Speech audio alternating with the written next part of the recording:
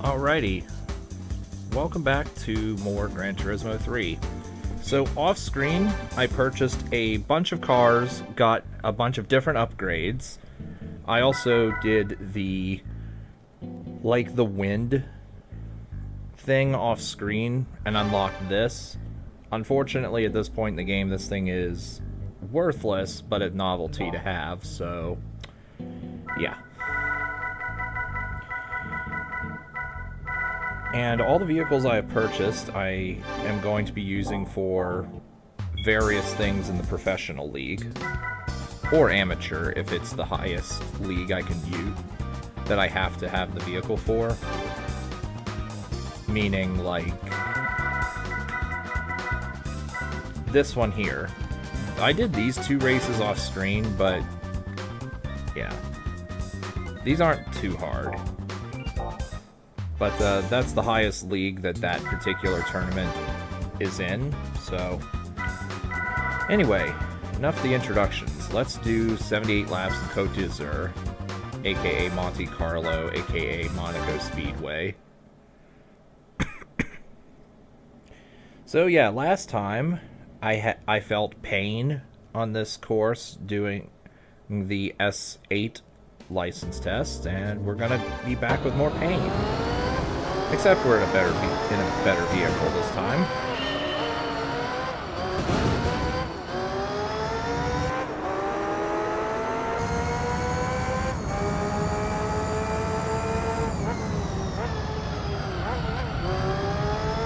So I look for this to take the better part of 2 hours, because 78 laps on this course is pretty long.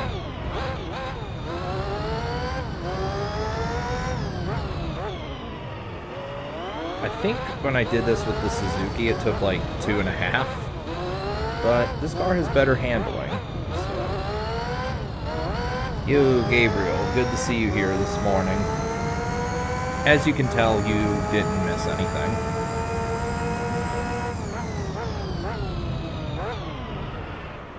Come on now.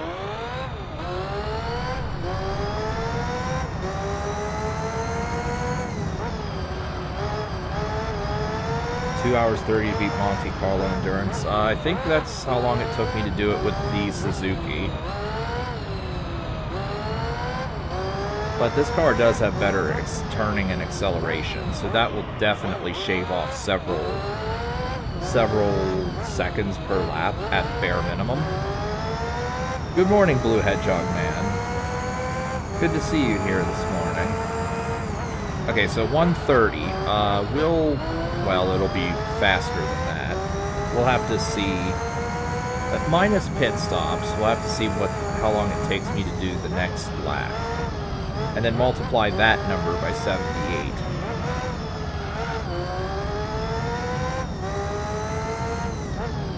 I know you get 500,000 credits for finishing first on this race, which really, the only reason you play these is to win and earn a crap load of money.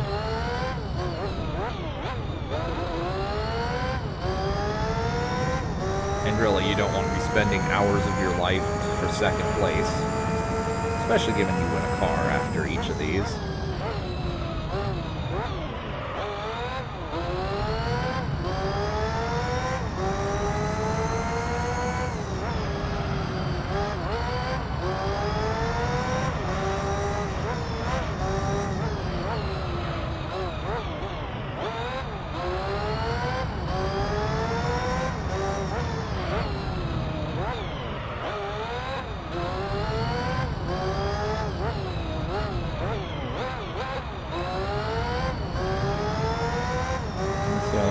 That deleted stream. Okay. Alright, 125.6. Let's just say that is a baseline average. So 125, let's see, 25 goes into 60. How many times? Or I should say, what's the simplest fraction? 5 out of 12. Okay, so 1.4375. Let's just say that. 1.4375 times 78. That's definitely pretty close to 2 hours. Again, not including pit stops.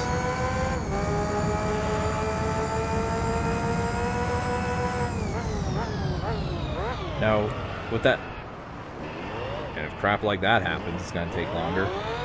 The deleted scene, you mean the one where SpongeBob and Patrick are saying fuck you to each other? I assume.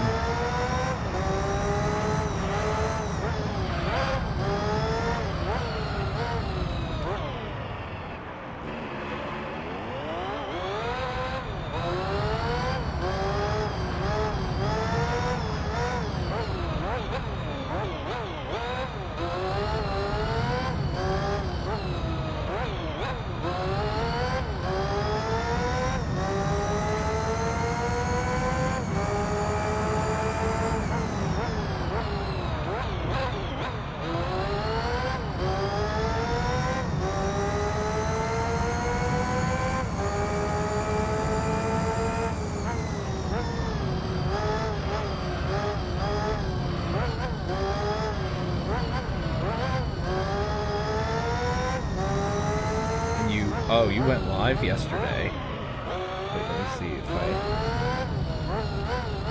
Oh, this past Saturday. Oh. Yeah, I was asleep the whole day, because I had to work. Keep in mind, I do work graveyard shift, because I prefer it. And hardly anyone else wants to work graveyard.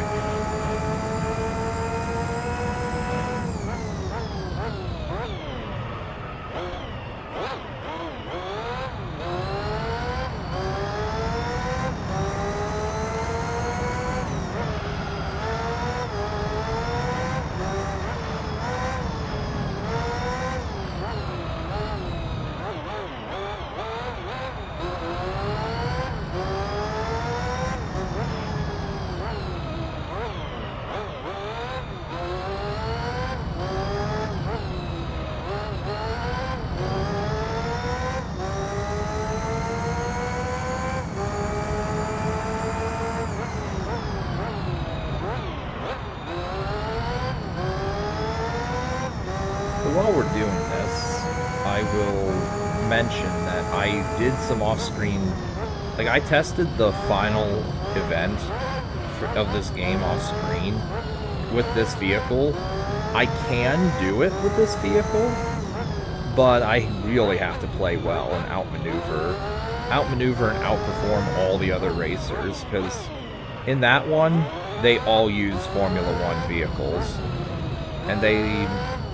Well, the second place person in my test, he made 3 pit stops. I made 2, and I still only won by about 10 seconds. It was 30 laps, by the way, so that tournament will take an entire stream.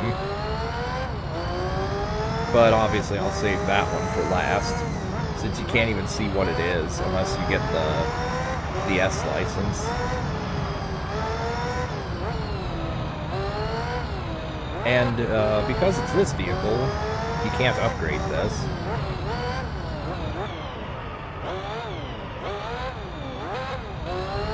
I tried that one with the 787B that I mentioned at the start of the stream. It was horrible. I can't use it.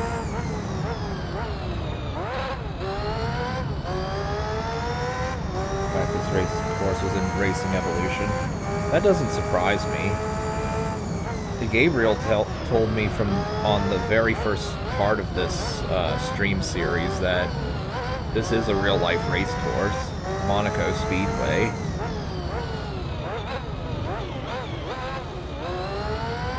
And it was actually the last race course that I did in that stream for the TT Audi tournament.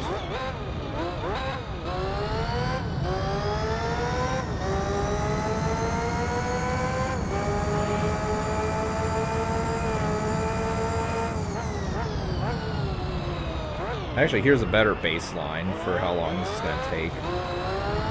6 goes into 78 a total of 13 times. So let's take the total time and multiply it by 13 once I hit the finish line, or once I cross the line.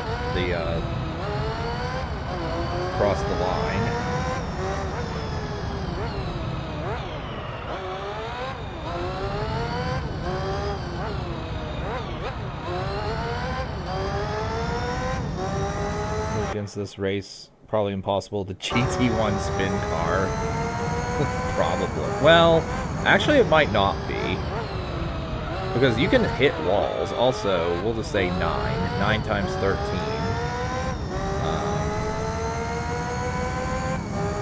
Actually, you know what? No, let's go back to 8.75 times 13.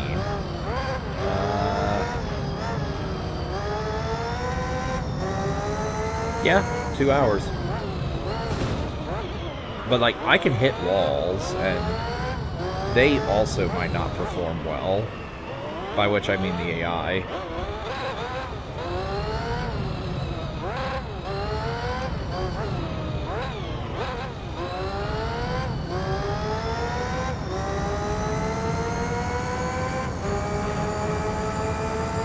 If I did look up which event you can unlock the spin car, and if I win that on stream, I'm gonna actually test and see if it really spins out that frequently on normal conditions on this track, or if it's just the devs being like, "Oh, we're gonna make your car settings really terrible and not tell anybody." I could believe either, because we will see the spin car in action when the AI uses it, and I've mentioned this already last time, but the AI also spins out with it in Laguna Seca.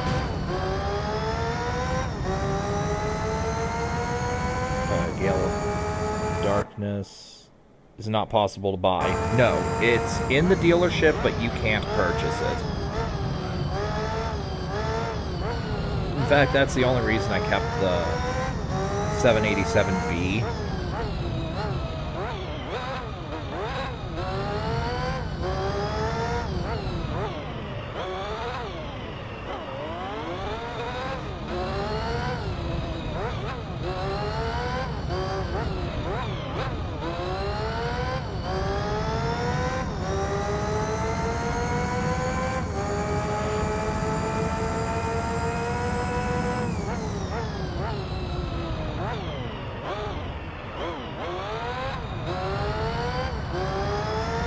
Gale of Darkness has many changes that were mentioned in Coliseum.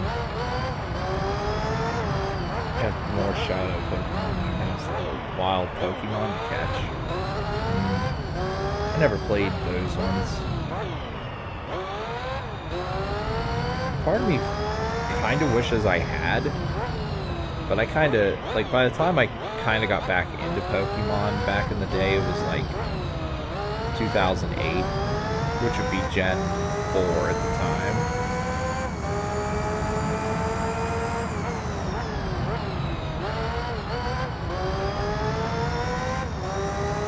Set up 100% the game. I will do something off screen. Yeah, I will. Yeah, I'll be doing repeated races off screen, because there is one F1 vehicle that has notably more horsepower than the others. But that is only unlockable through either winning this tournament here or Laguna Seca Endurance. If I don't get those on screen, I will definitely grind for that off screen. As for everything else, I did all my off-screen shenanigans for the other races. The ones where you're restricted to certain vehicles or drivetrain types. Except for FF. I don't know if I could do that in the professional league. I have to see what the best FF vehicle is and try and snag it. Last championship, the tracks isn't too hard.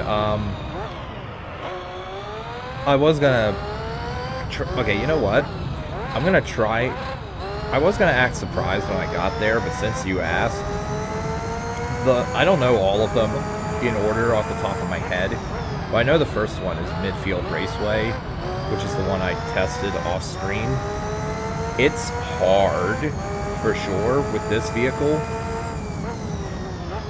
And the very last race in that tournament is this exact race. Yes, it is this race. And yes, it has 78 laps.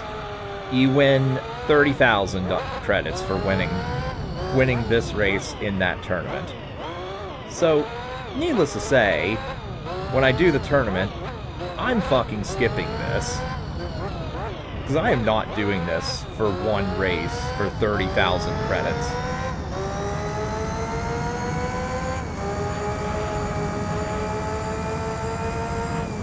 Maybe I'll do it off screen, but even that is unlikely.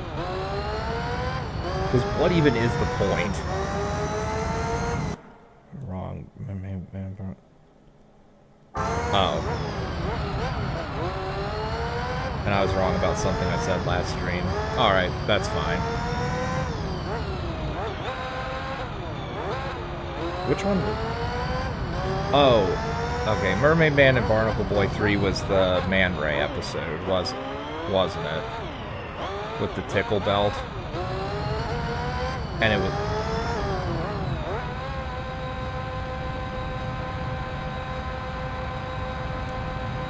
I'm trying to avoid making this another SpongeBob stream. Even though I had fun with that last time, I don't want that being every single part from here on. But I'm fine with mentioning it a little bit here and there.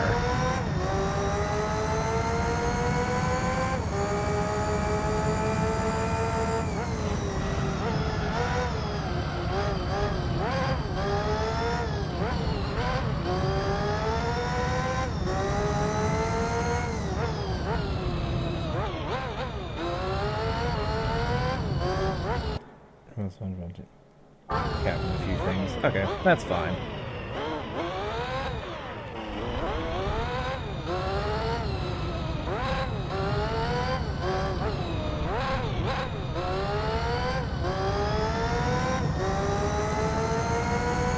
But like fungus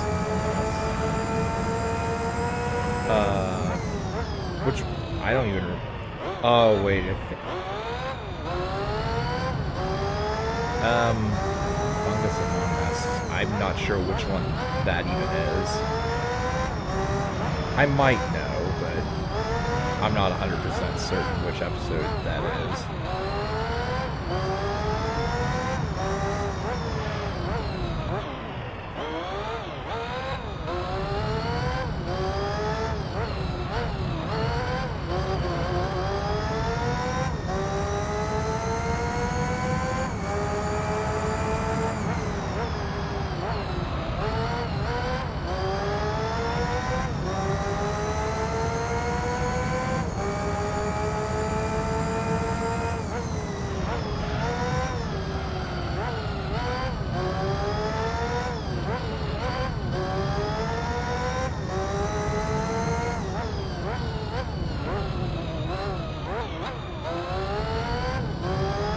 What are the other prizes for like the wind race? There are no other prizes.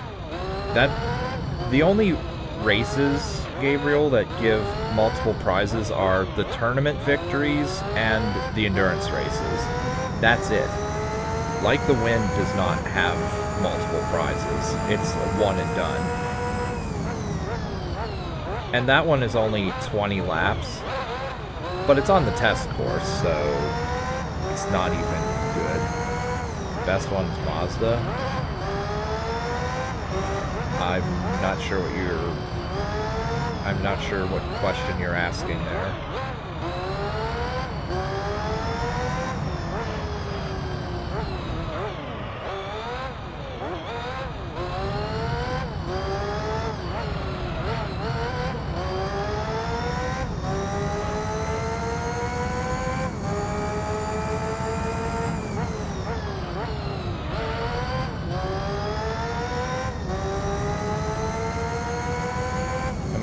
Doc Z-Spec asks, am I racing with the Nissan Supercar? No, I am not.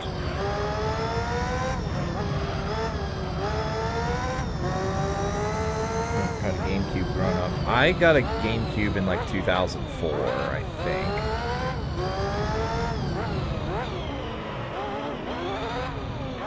Yeah, normally I drive F1 vehicles when possible, because they're super good compared to everything else.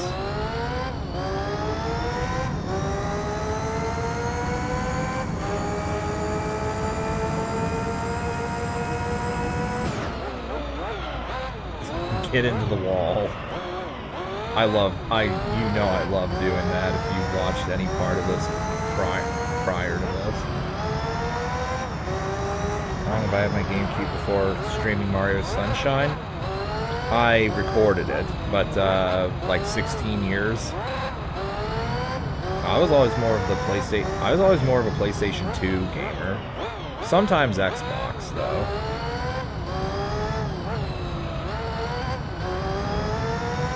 I did have SSBM as a youngster. By which I mean I still do have it, because I don't get rid of anything.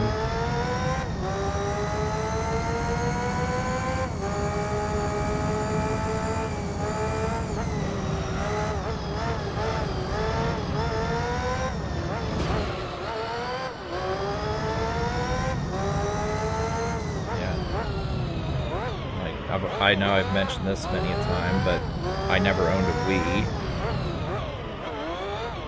I'm not one of the many people that were super stoked for the Wii back in 2006 when it was coming out. To the point where South Park did that episode where Cartman froze himself on a mountain because he couldn't wait 3 weeks for the system to come out, and he woke up 500 years in the future. That was a great episode.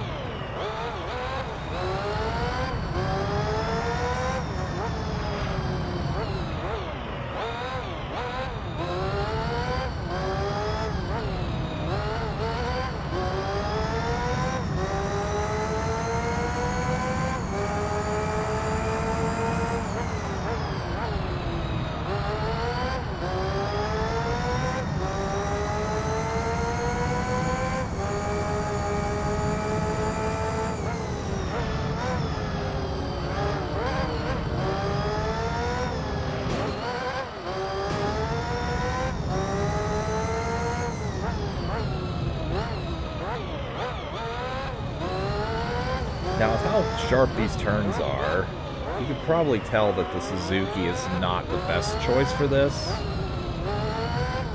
Even if it is ultra fast on the straightaways. Pitting for tires isn't going to be an issue with this lead. No, absolutely not.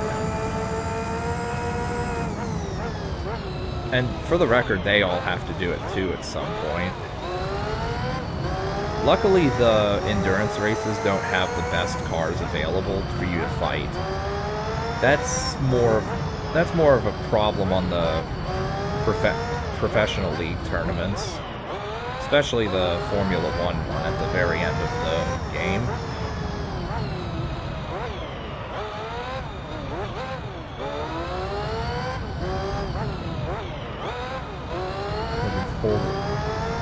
I assume you mean you were looking forward to that one.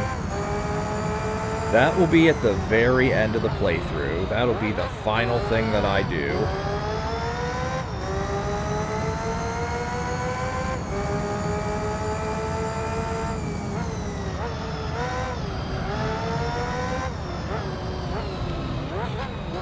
Now, speaking of professional league, when I was doing some off-screen shenanigans testing what car I should use for each thing and what my upgrades and tires should be, for the first time ever, I actually had my front tire. I actually changed the Vitz car for the Vitz tournament to have different tires on the back and the front. And believe it or not, I'm actually going to be using the super soft tires in the back. Cote is our last one, but yeah, 78 laps again. Yeah, 78 laps again at the very end of the Formula One Championship. That's why I said it's the exact same race. With 78 laps. But you win 30,000 credits for winning that. This one, you win 500,000 and get a car. How many pits does the AI do? Whenever their tires get to beat red, however long that takes. It's going to be different depending on the car in question, for sure.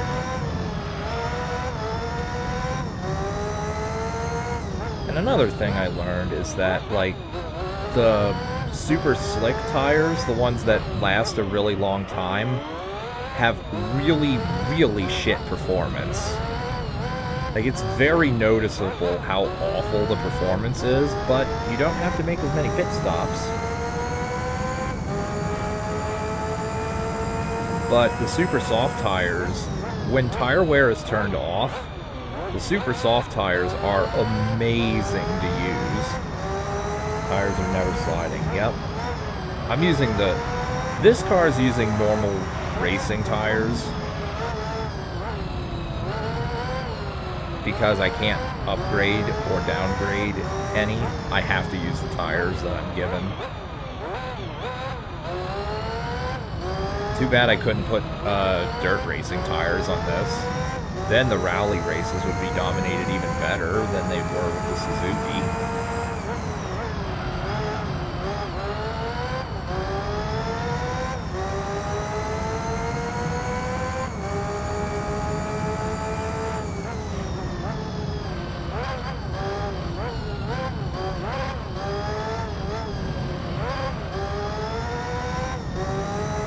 Yeah, the Escado. Yep, the Pikes Peak version.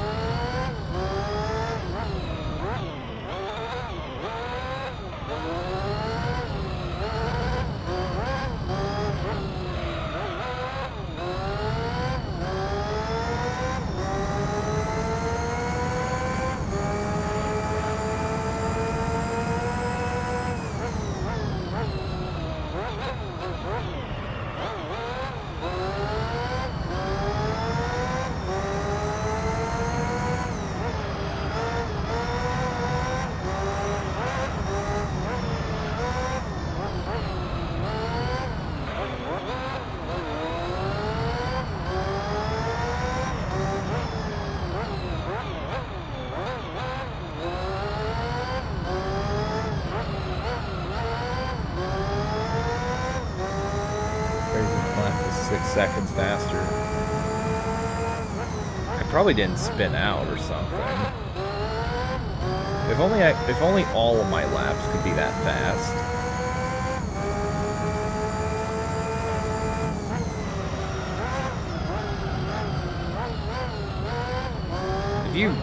I assume you didn't watch the VOD of me trying to do the S8 license, which is on this map.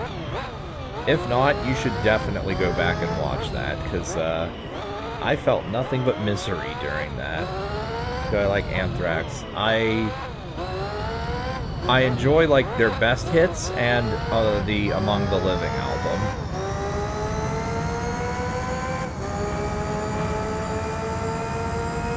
I listened to that album quite a bit while grinding in Final Fantasy 13, because you have to grind in that game for 100%.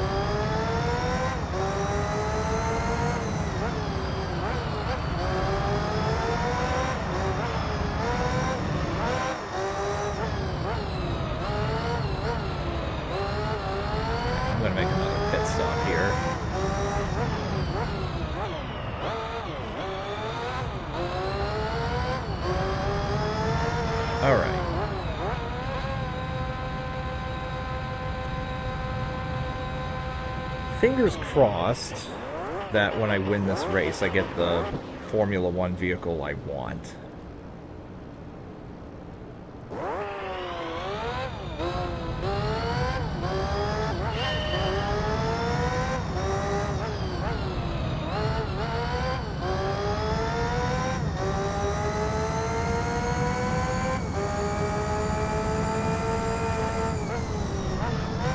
Also, I feel... It might just be me, but I feel like the pit stop in this race is a lot shorter than the one in Grand Valley Speedway. I could be wrong, but I feel like that pit stop took a lot less time than it did in Grand Valley.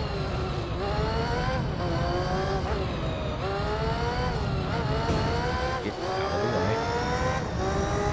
This is the position of 4 big thrash metal bands.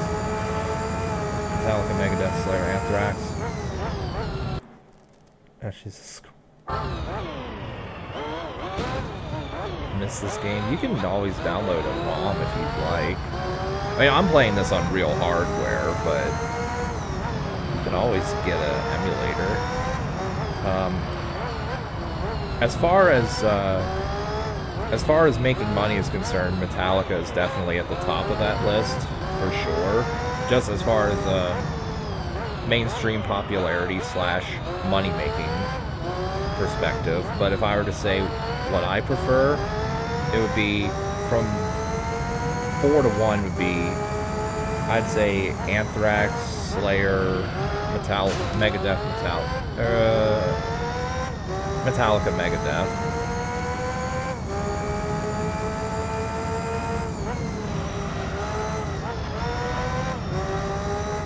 I could put Slayer at number 2, actually.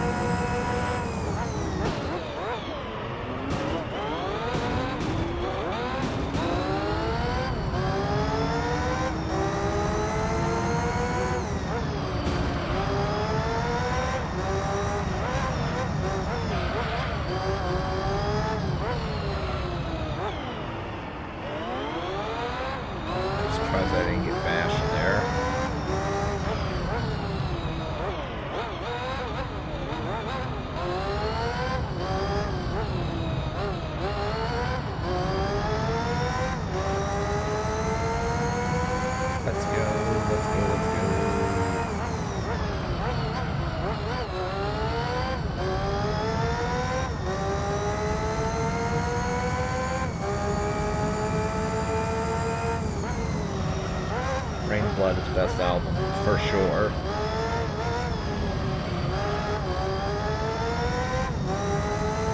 What album I recommend? Other than that one, I would say South of Heaven.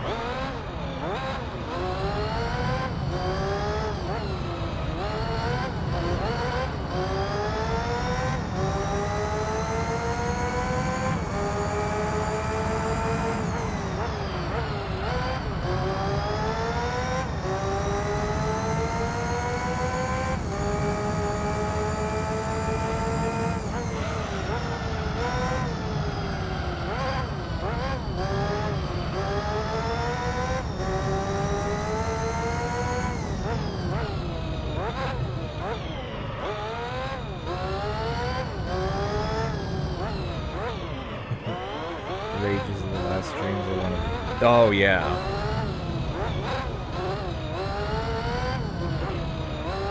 It wasn't quite on par with the Super Mario 74 Bowser 3, but it was getting there. There were times I really flipped out with a game. On stream, specifically, or Or just recording-wise, or just in general. There was the one with, there was the Daily Bugle missions in Spider-Man 2, which you mentioned once or twice. On stream, I was already having a bad day and flipped out during Caesar 3 and deleted the VODs, so nobody could go back and watch those.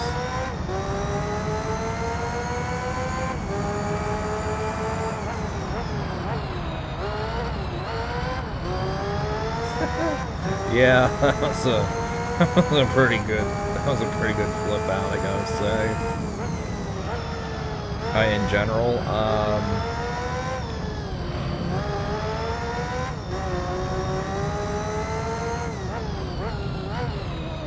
I've become a lot more, I won't say tranquil, but I've become a lot more balanced.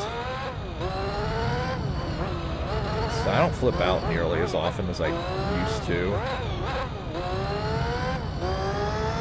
Though I did flip my shit at Final Fantasy X-2's tower calibration garbage.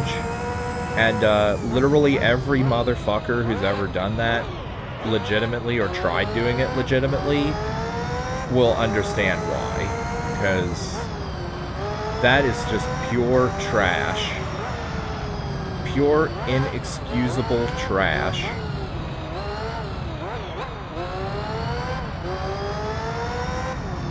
There is no way the devs played that and are like, yeah, this is good.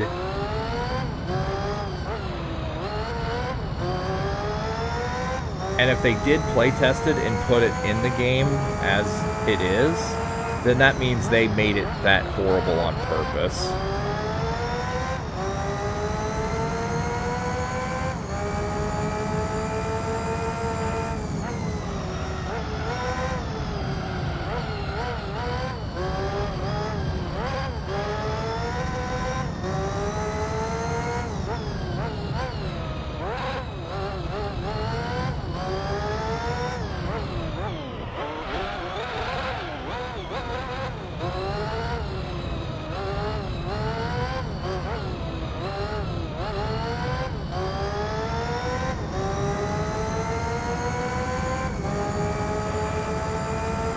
Mention as well, next time I stream something Mario 64 related, I don't think Bowser 3 will take that long. Let's put it that way.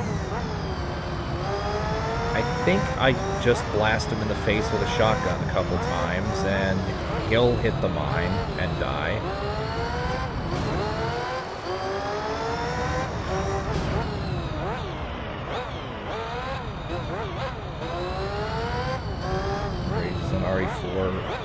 OG knife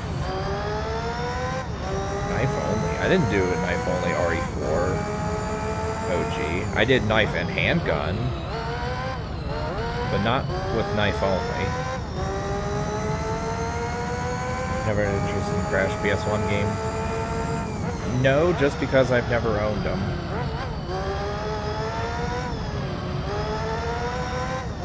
I was a youngster. I was satisfied with, like, the few things that I had.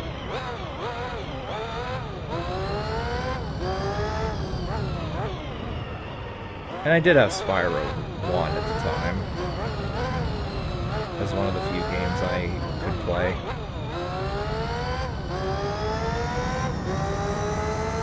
Yeah, I rage quit at Salazar. In the OG RE4 handgun only. I do remember that.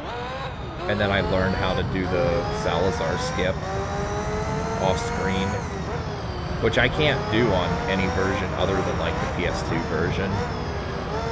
Actually, you could probably do it on GameCube, but if it's 30 FPS, you can. If it's 60 FPS, you can't.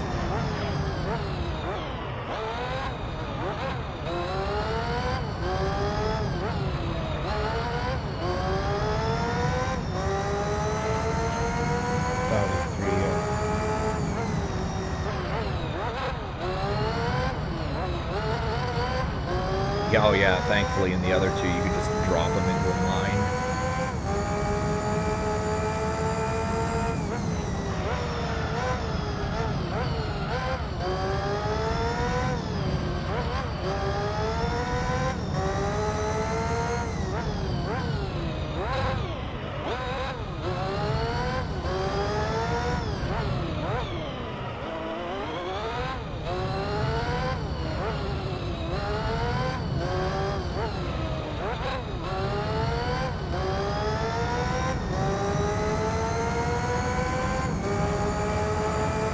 let's see how many miles this is. 27 out of 78.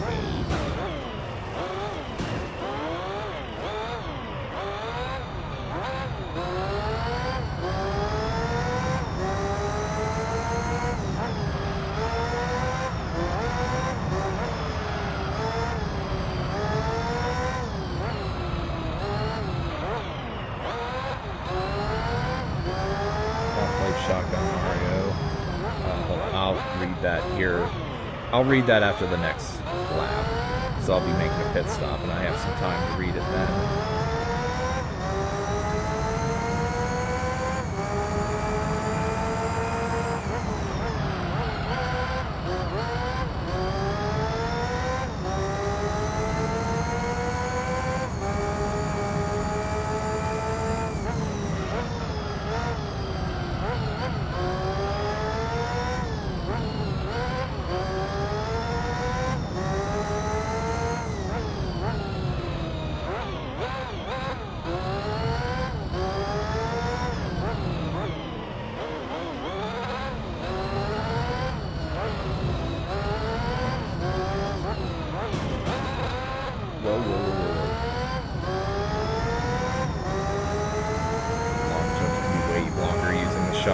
Yeah, I've seen people do some cool shit in that mod with the shotgun and do some very unintended things.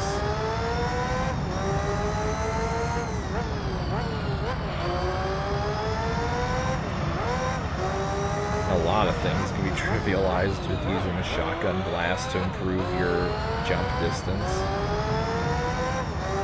Or I should say just hang time.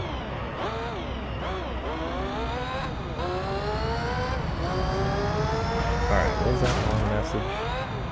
In Mario in the multiverse.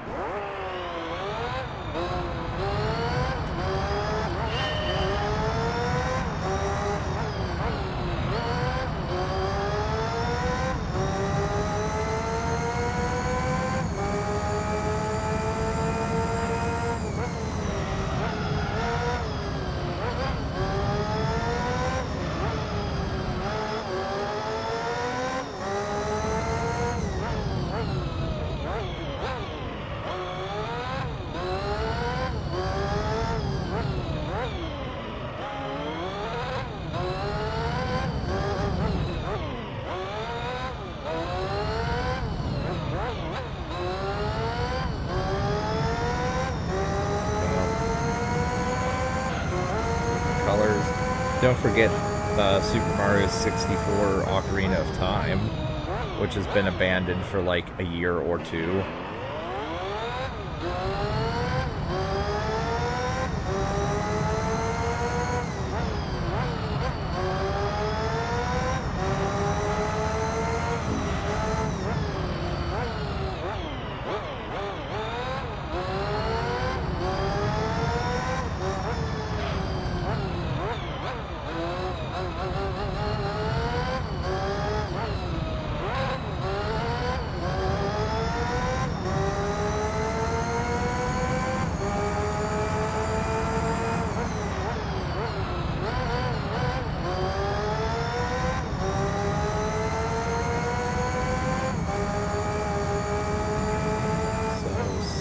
And I'm on lap 30.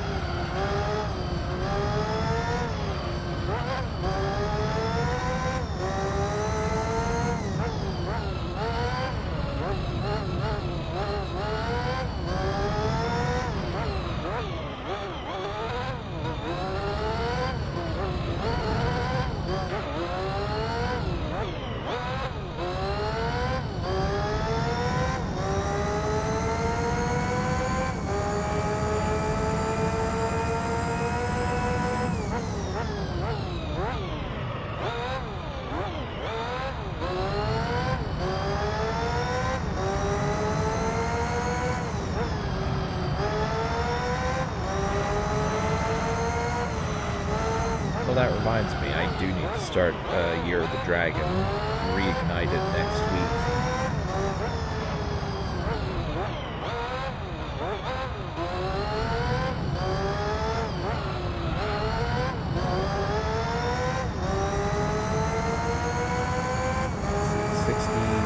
30. So that is, let me think. 2 point something miles. Like I said, we're looking at like 160 miles for this. I'll definitely need to change the oil in this car when I'm done.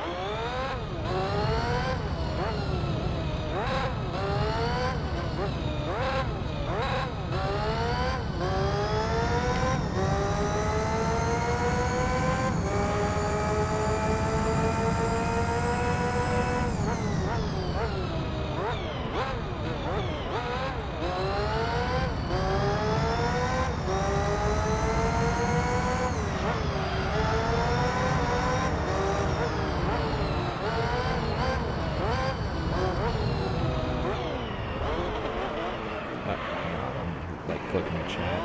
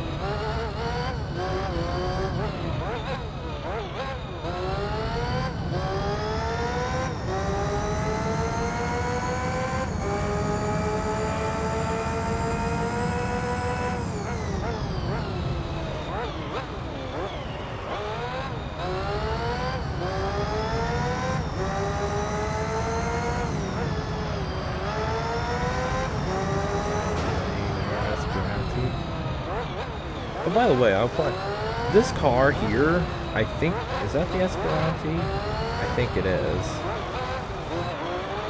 I'm trying to look at it. This car here is the most expensive car you can buy at the dealership for a whopping... Is that the one? Yeah, it is. It's the most expensive car you could buy from the dealership at an astounding 2 million credits. And there is no good reason why it costs that much. It just is inferior to many other things.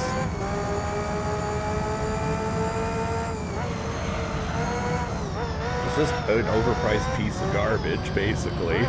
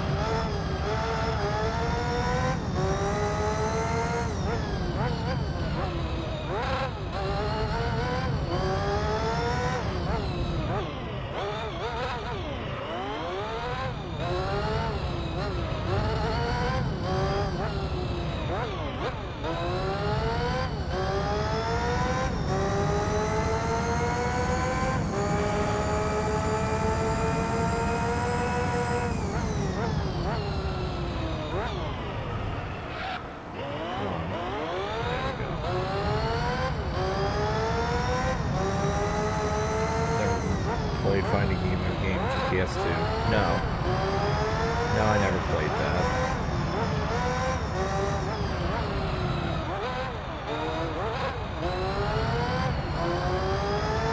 I liked the first movie, but not enough to go buying games for it. Ditto to the Cars games, although... Actually, I don't think I've ever watched... No, I never watched the Cars movies, now that I think about it.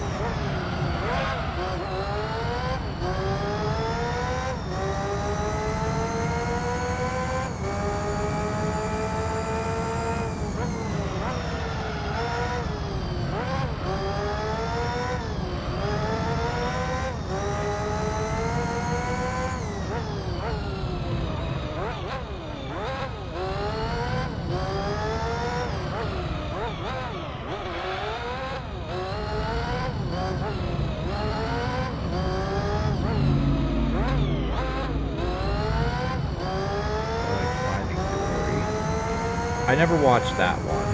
I have interest in doing it, but I never watched it yet.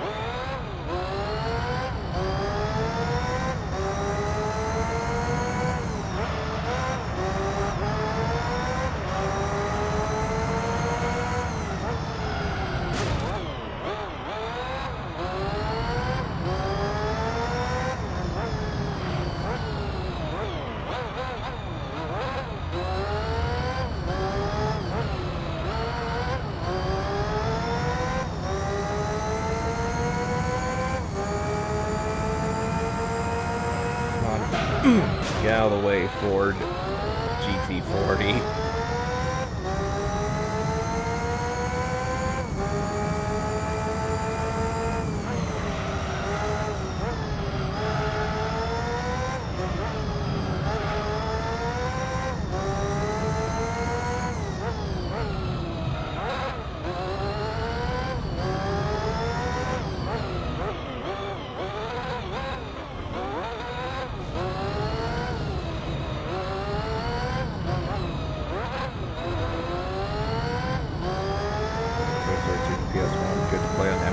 I bet it would be.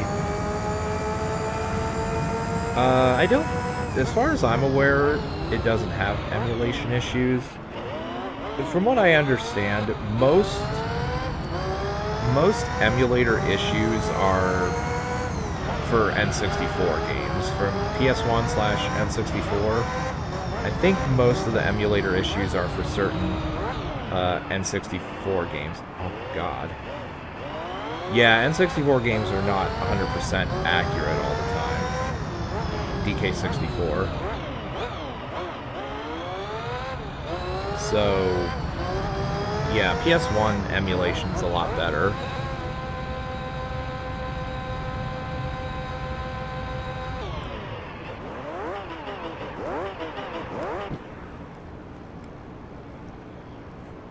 I believe we talked about this before, but original Xbox emulation is not exactly very good at the moment.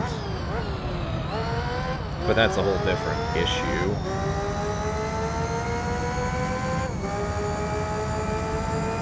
There's only, I think, of the original Xbox library, there's only like a handful of games that have been emulated properly.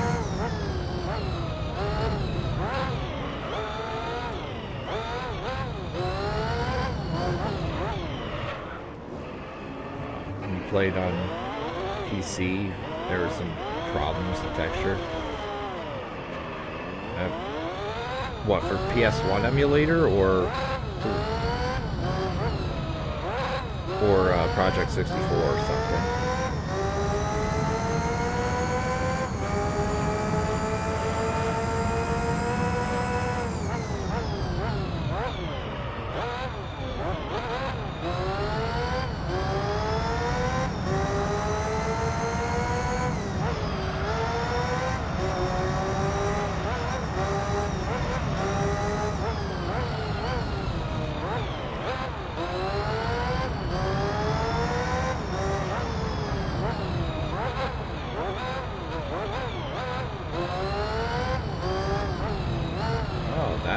vehicle I recognize, the XJ race car. That's the Jaguar I use. I think that's the Jaguar I use for no upgrade tournaments.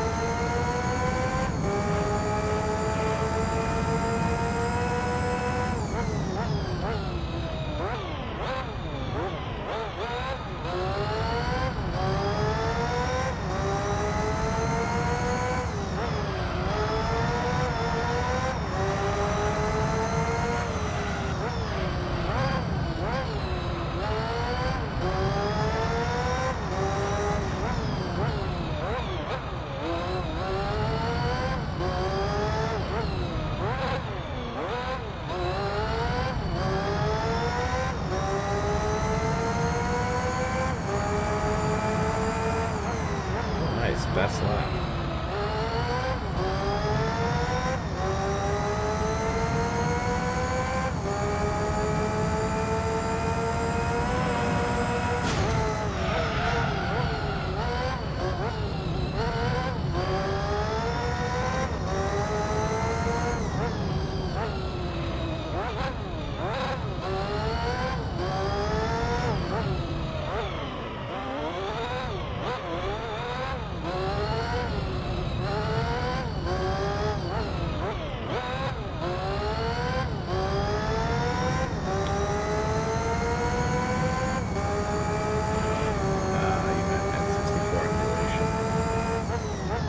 How long ago were those problems though? And what emulator did you use for what game? It's like, if you remember and watched my my playthrough of Pokemon Stadium 1, there were definitely some graphical issues in the very first segment.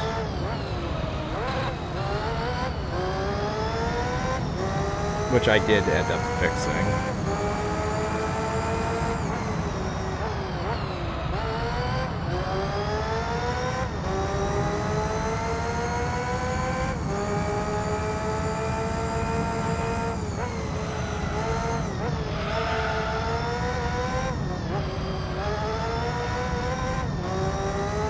Probably emulate X360 than the original Xbox.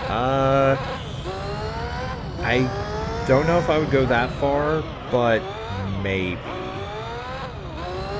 Like, I know that does exist.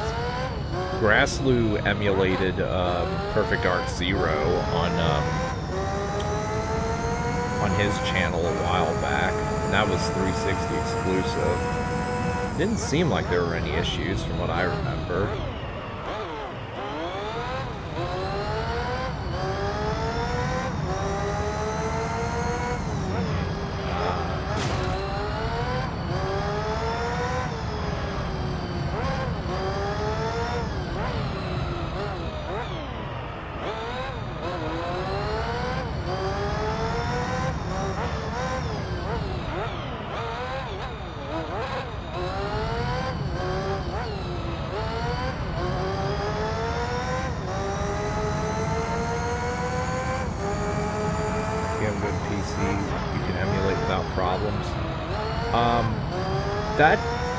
The emulation thing depends mostly on what emulator, the emulator itself, not so much the PC. I mean, yes, having a good PC definitely helps. But it depends more on the emulator itself that you're using. At least in my experience. Desumi not included. On my old potato computer.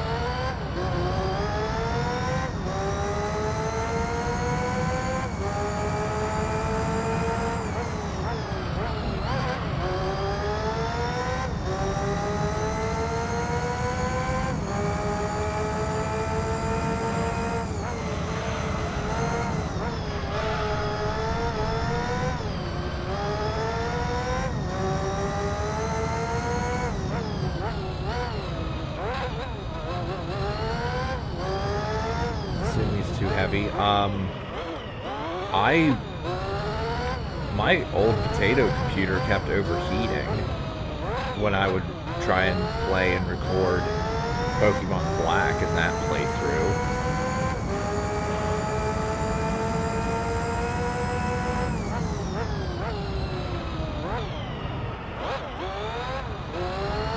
Also, I want to say that Desumi is not even the best DS/3DS emulator you can use. I'm not 100% certain on that. Blue Hedgehog Man might know more about that than I would.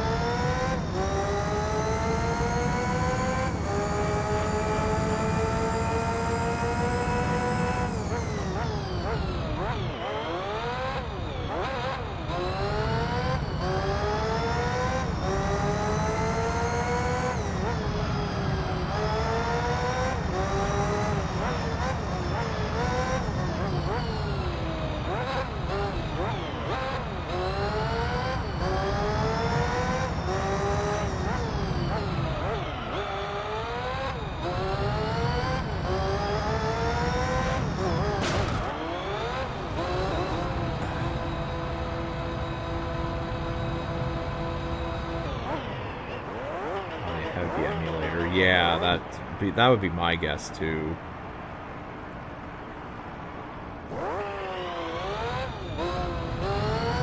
I may download Dasumi on this one whenever I know I'm going to reveal something here. Whenever I inevitably play Pokemon Conquest, which is a side game in the series, that I really enjoyed, and there's a small following of people that really love Conquest and think there should be there should have been a sequel and a remake and all that. I wouldn't go so far to say remake, but a sequel, yes.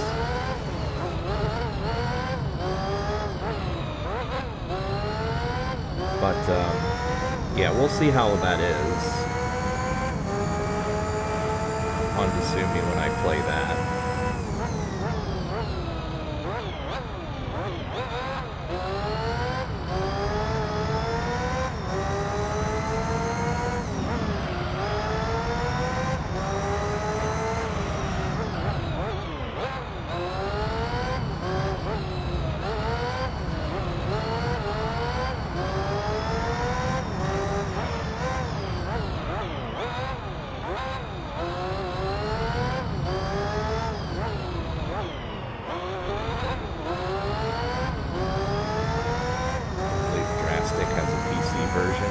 I assume that Drastic is a 3DS/3DS emulator on phone/mobile.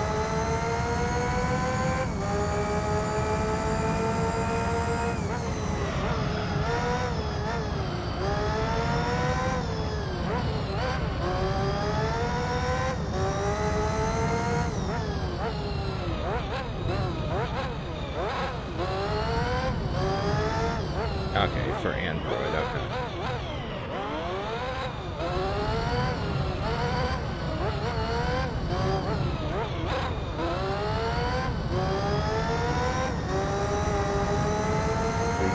Citra not too good to play on phone. Performance issues, or is the emulator just not a good emulator?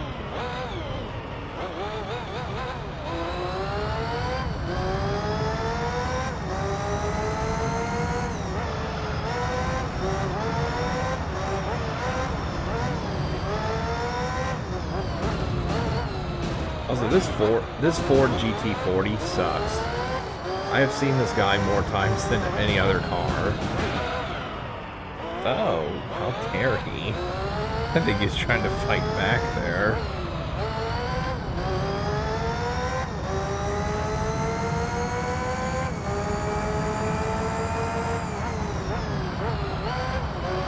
Emulator's just experiment. You need to have a real good phone. Okay. So at the moment, it's mostly performance issues.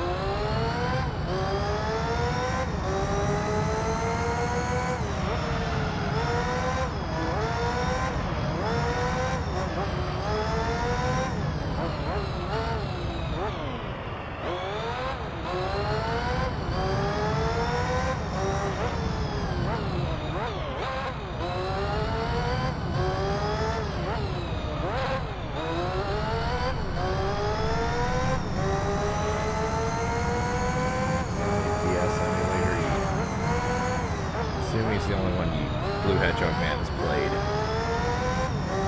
People keep saying use Melon DS for every Pokemon game for Gen 4 and 5. I have to keep that in mind.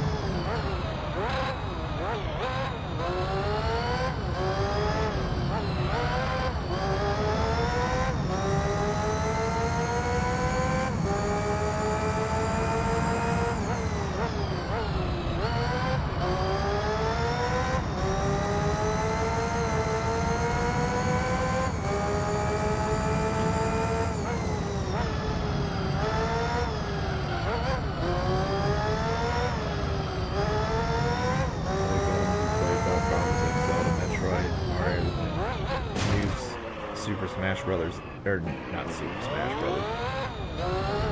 Yeah, that's on B2. I like missed movie, never watched it. So maybe it's the emulator that has performance issues, I don't know. But like, with the PS3 emulator that I use, by emulator I mean the PS1 emulator built into the PS3, I should be more specific. Like, I can play the Resident Evils and Final Fantasies on that with no problems, but for some reason the original Spyro trilogy chugs sometimes. Don't ask me why. There's no reason it should.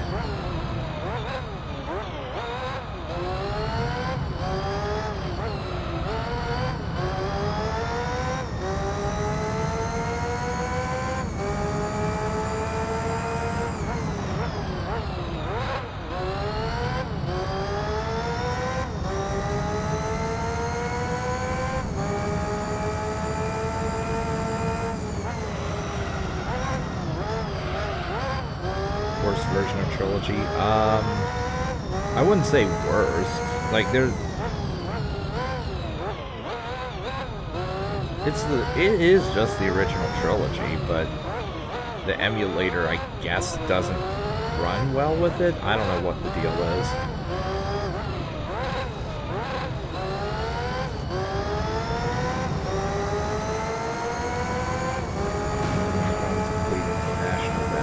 Oh, yeah, of course. How about Conquest? Do you know about that one?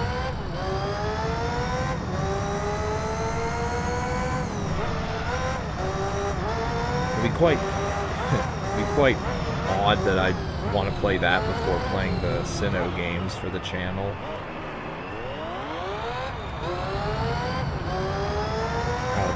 Yeah, that's a good question too. I would like to know the answer to that myself.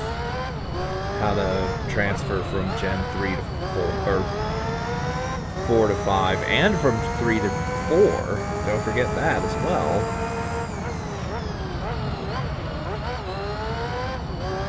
Alternatively, you could just hack in whatever you want and capture it with the Master Ball cheat.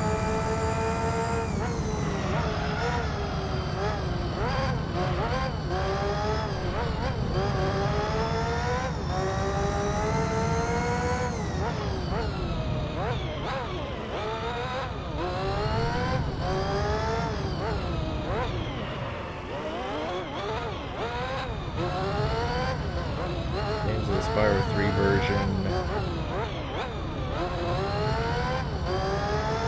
Dev Sheila's Alp theme on Lost Fleet. I don't know what you're asking.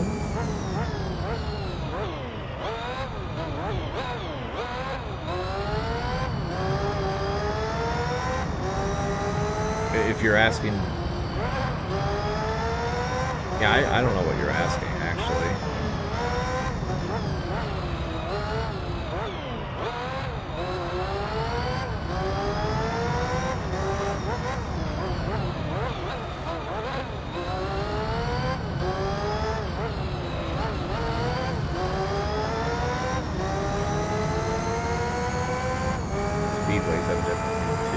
I don't remember which themes they have. Version also has differences on OST. Oh, okay.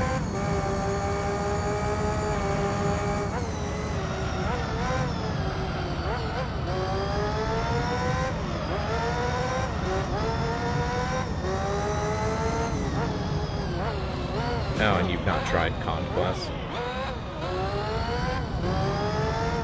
Unless otherwise noted, we'll assume that I can, because Picaspri played Conquest on emulator, although he didn't complete it. He completed the main story and a couple side stories, and then just never came back to it.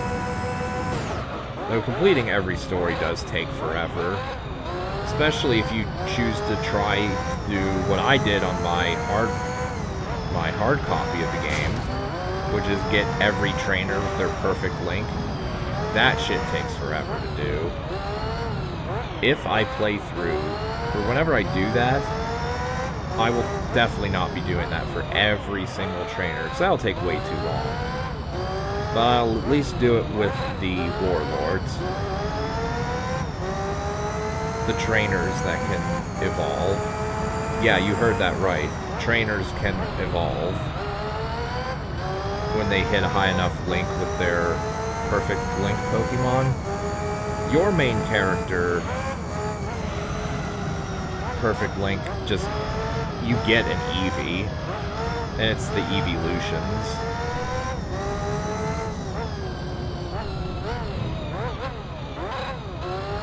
And then the chick that you align yourself with immediately, she starts with her perfect link, Jigglypuff, Wigglytuff.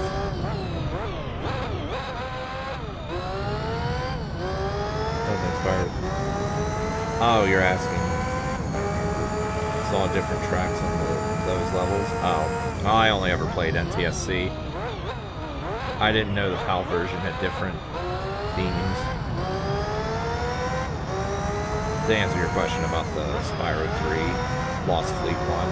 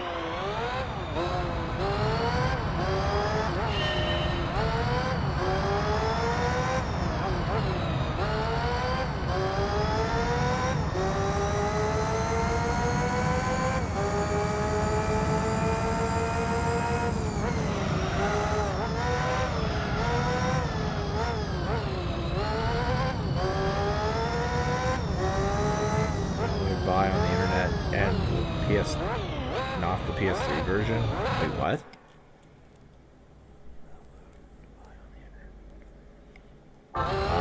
You can probably download a ROM for it, honestly.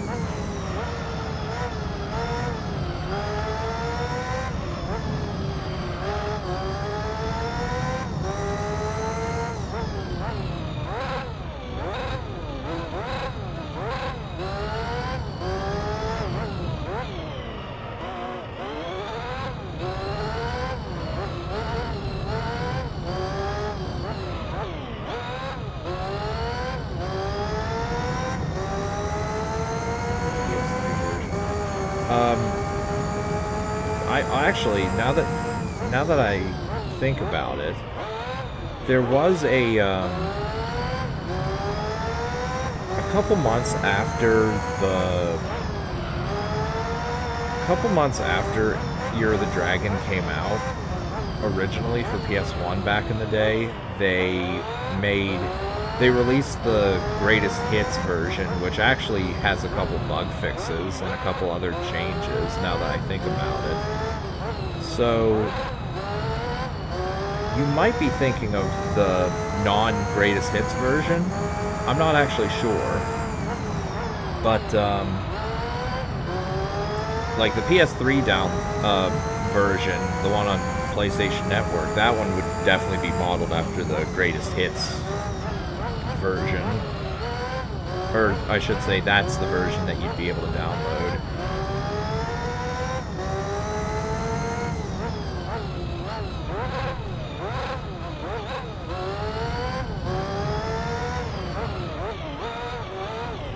But these days, if you wanted to download, if you wanted to play the original version of Spyro 3, yeah, you'd have to download it off the internet. And yeah, you can't buy the very original version on the PS3. I forgot about it up until now, because Spyro 3 is the only one in the series like that, as far as I'm aware.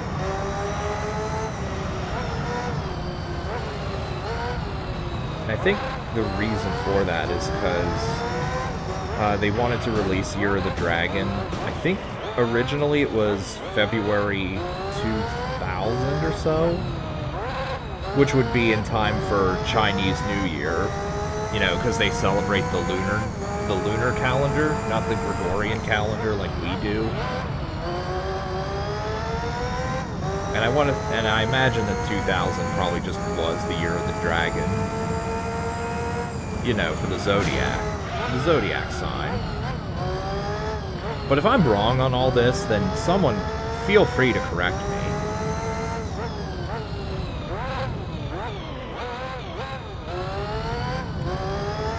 I do know I was born in the year of the chicken.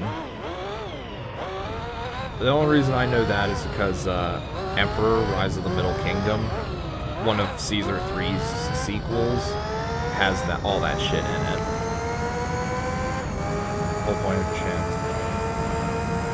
Trying to beat the national decks with... Yeah, I get that. Because it'd be easier to transfer from Gen 3 to 4 instead of beating the entirety of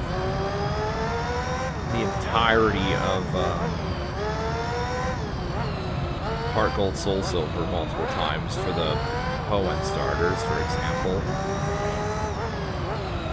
Oh, not just complete them, but also beat Red on top of Mount Silver.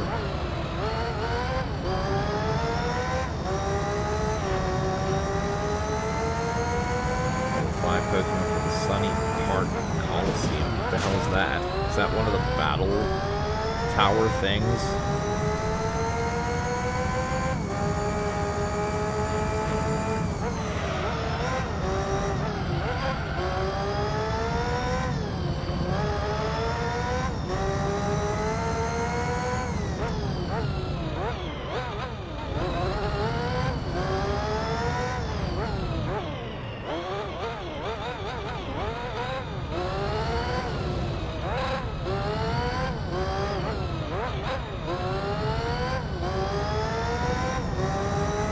Ah, it's one of the Coliseums from Battle Revolution. Ah, I see. If you're capped at level 5, then it sounds very much like the Little Cup from Stadium. And I assume Sonic Boom and Dragon Rage are banned moves. Since fixed 40 damage is really fucking busted at level 5.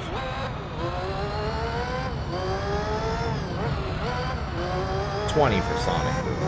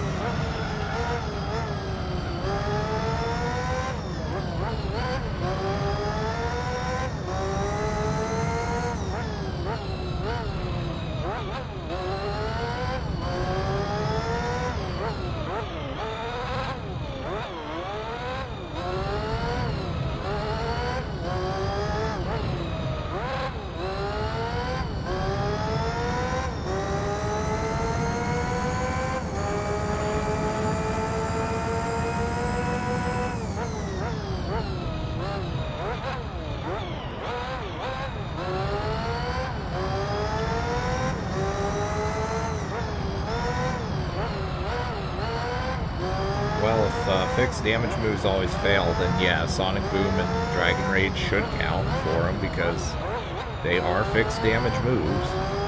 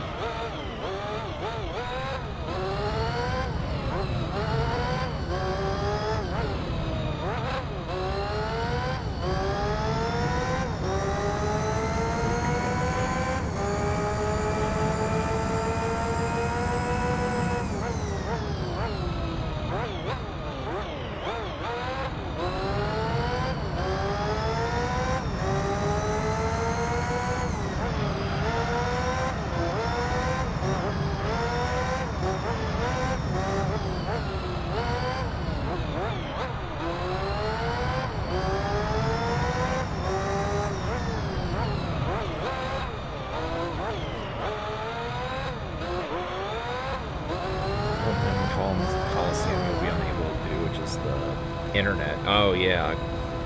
Yeah, they shut down the internet for all that stuff. That, and you'll be playing on emulator, too.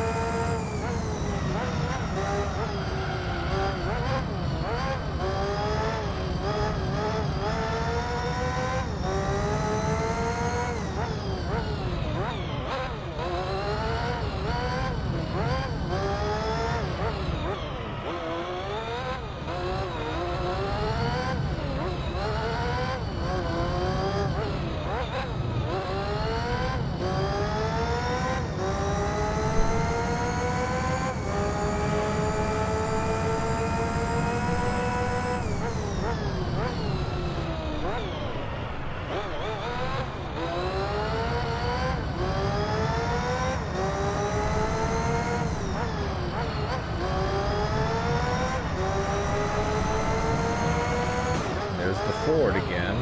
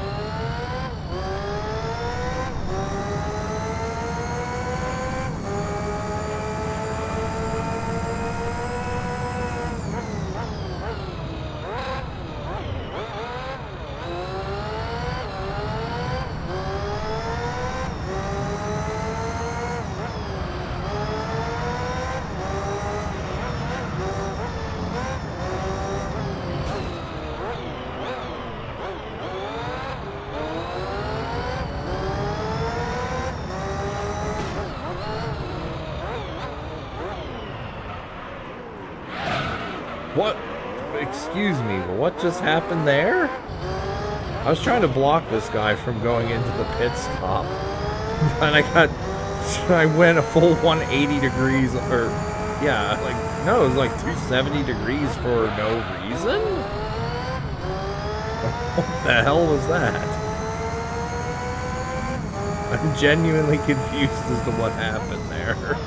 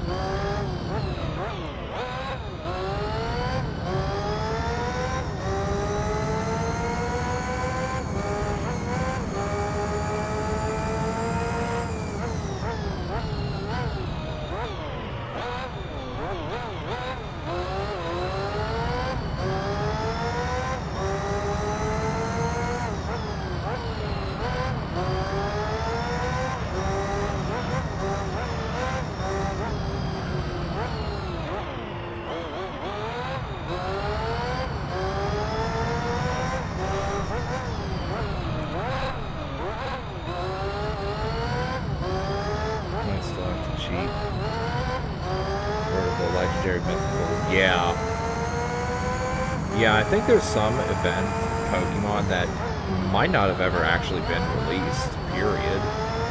Unless I'm wrong about that. But yeah, you'll definitely need to cheat to get the event items. Didn't the ticket to Faraway Island never get released for Pokemon Emerald back in the day? Or am I mistaken?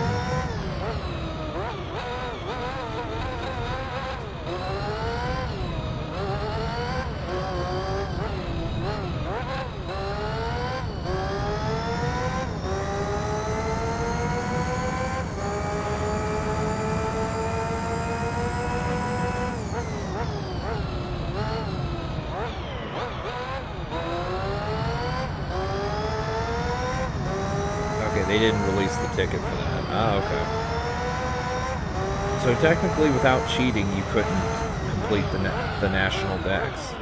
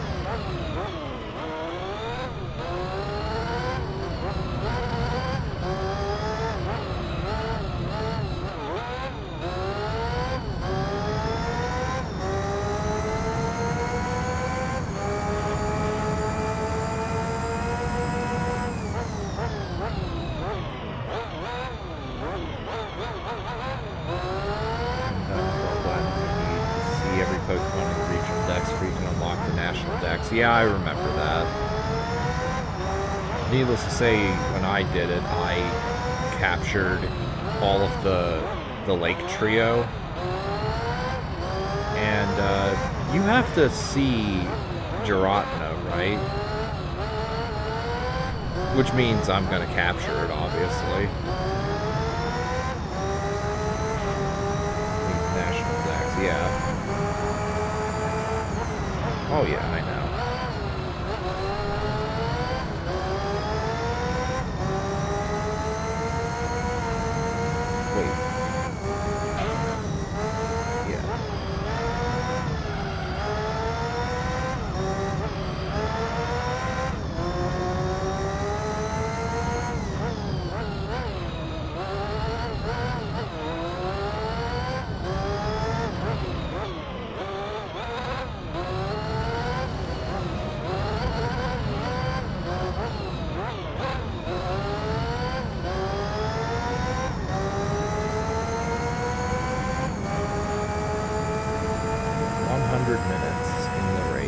That does not surprise me.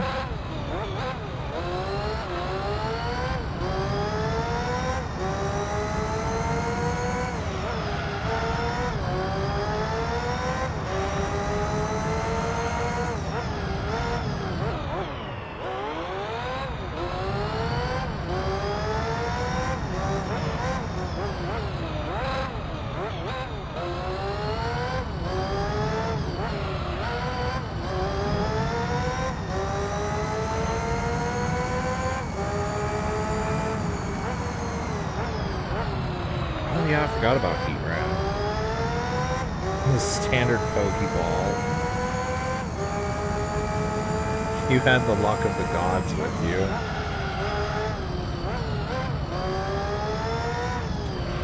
I remember in Heart Gold Soul Silver, I tried when I went to capture Articuno in Seafoam Island. I had it down to a pixel of health and paralyzed, and somehow it still took like 90-something not Master Balls, 90-something Ultra Balls to capture. Don't ask me how.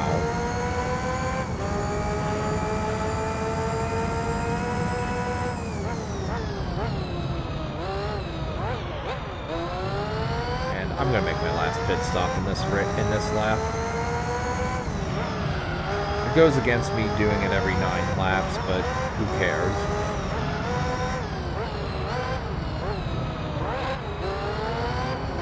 There'll be another 6 after this. You get out of the way, buddy.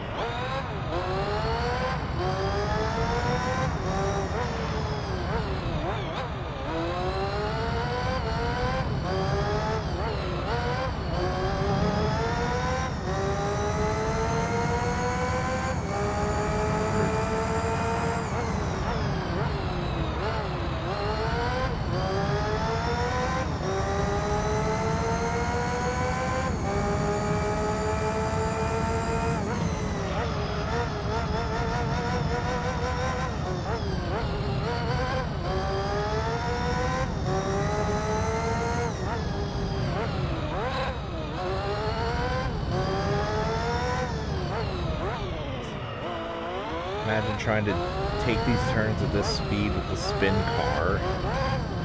That would not go well.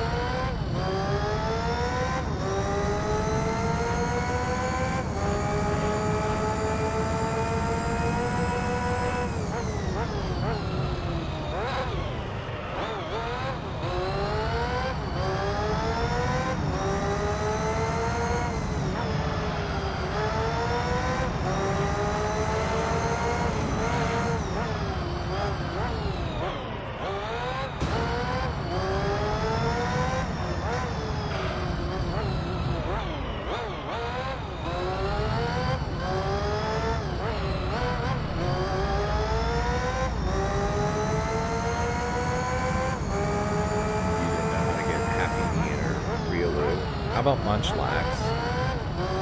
Or did you actually do the honey tree bullshit?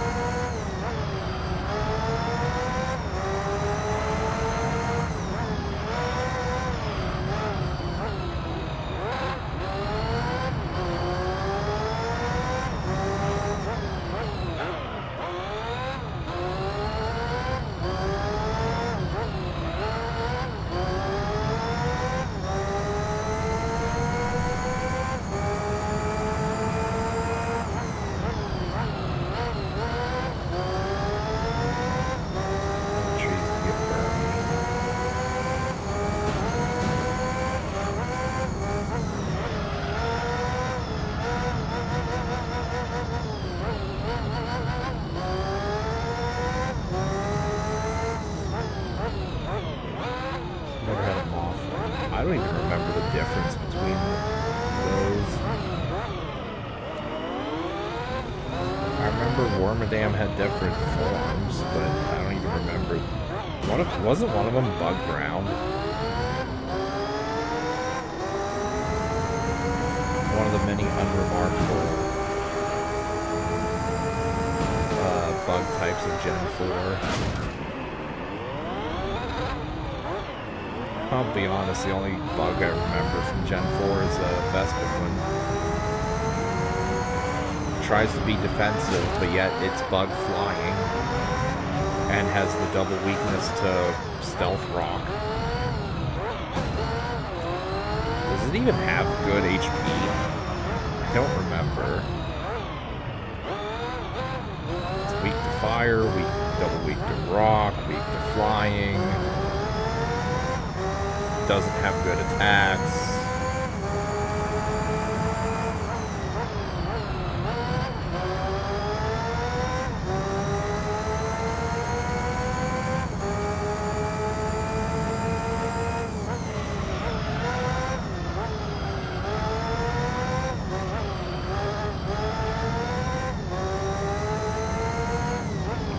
Isn't its ability pressure?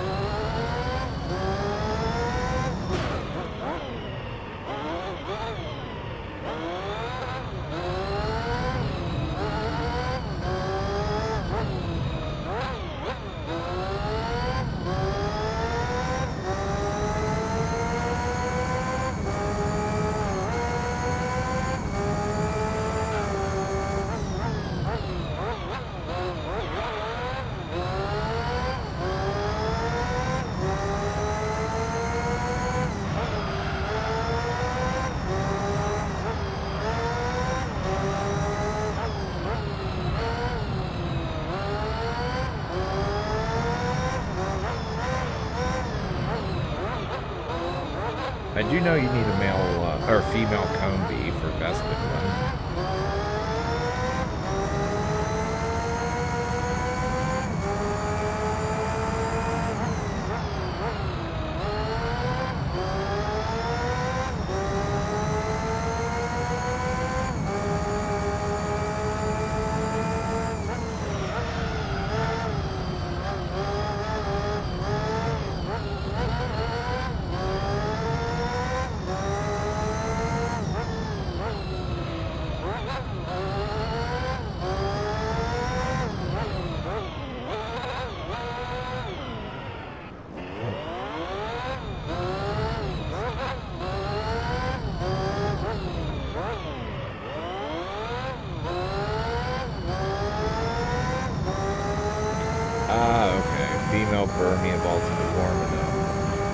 male burn evolves into moth. Okay. Not that I'll ever willingly use either, but that's good to know.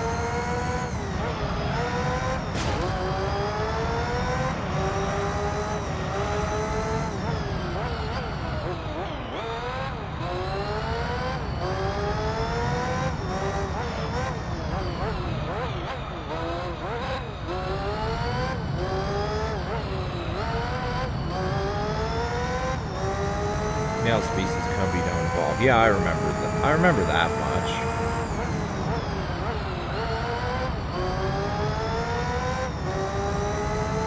Ditto to no pun intended, to the Salandit. That's what it was called. The snake thing in Gen 7. I do remember that only the females evolve in that game. Into Salazzle.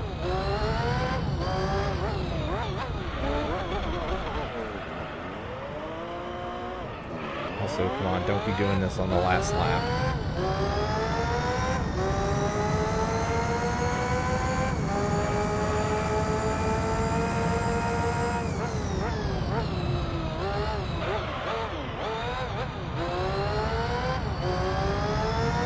Best bug version, or best bug type in Pokemon.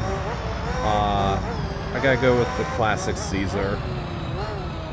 Although Volcarona is also a very strong contender.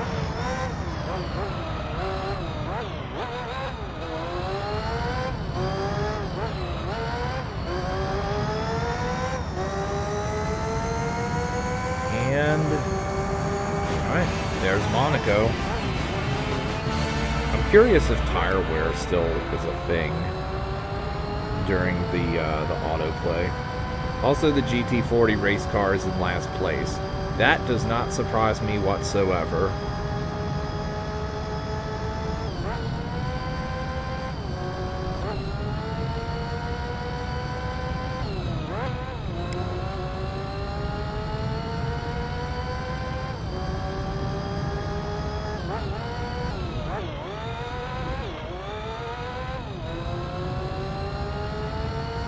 I'm just waiting to see if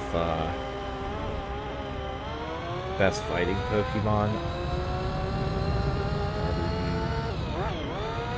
So there is an alternate evolution as Cleaver.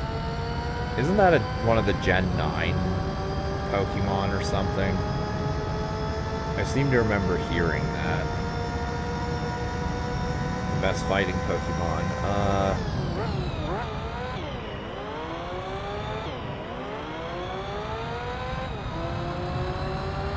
I pretty much always use,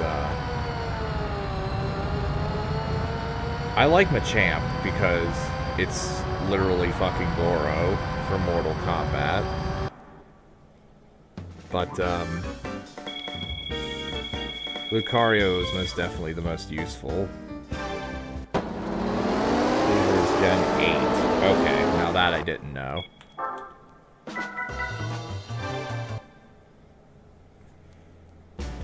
Alright, what are we getting here? Oh shit! Oh shit, I got what I wanted, I think. Come on, please tell me that's what I wanted.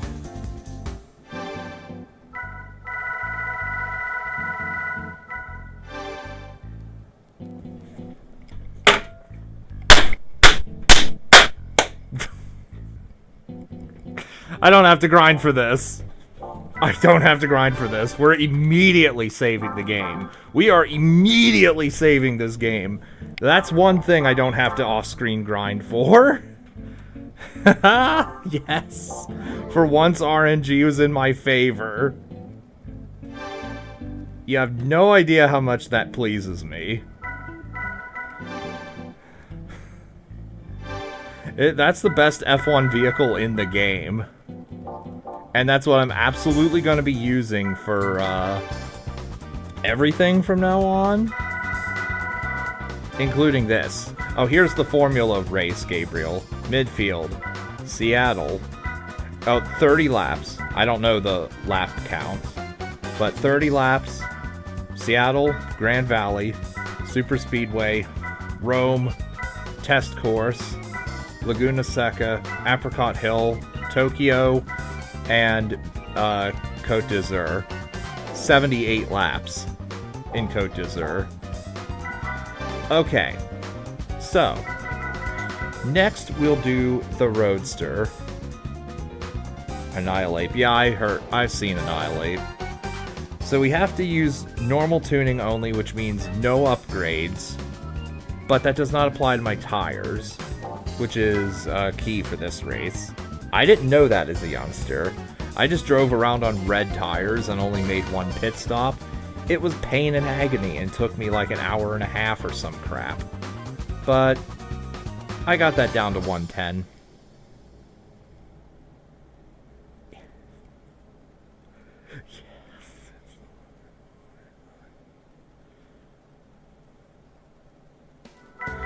Okay, so we're going to look at vehicle settings real quick. So yeah, super slick racing tires versus slick tires. I've tested both. Slick tires wear out much faster than super slick, but they have better performance. They're about this. I tested this actually twice with both different tire types. I finished the race at about the same time, give or take, so. And this is the best vehicle to use for this race, by the way. So.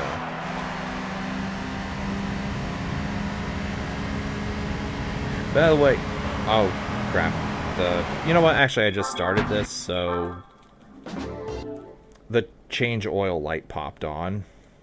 Let's just do it real quick.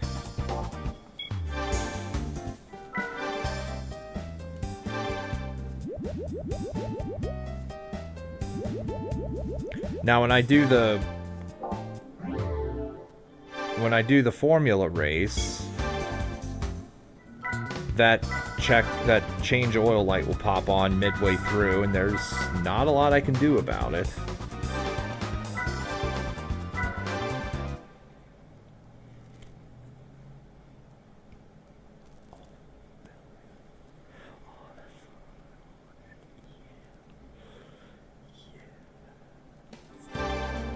Okay, now let's do this properly.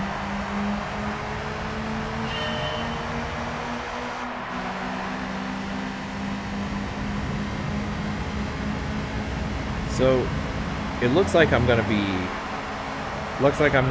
behind by a huge margin, and no, this is just a bad start. Yeah, I'm gonna be behind for a while, and that's okay. Because I'm pretty sure they're using different tires. They're either using normal tires or possibly even soft tires, which will make them faster than me, for sure. But that's fine, because we'll be seeing the ace up my sleeve.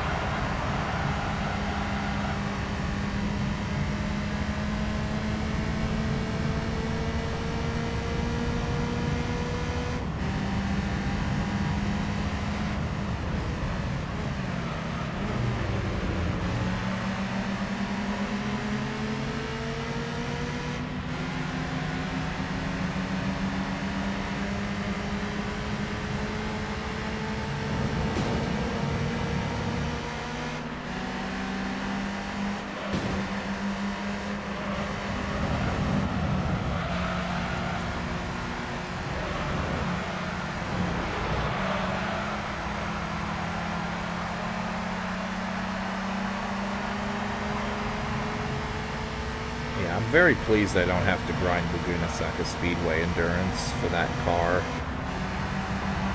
I would probably do that over Cote d'Azur.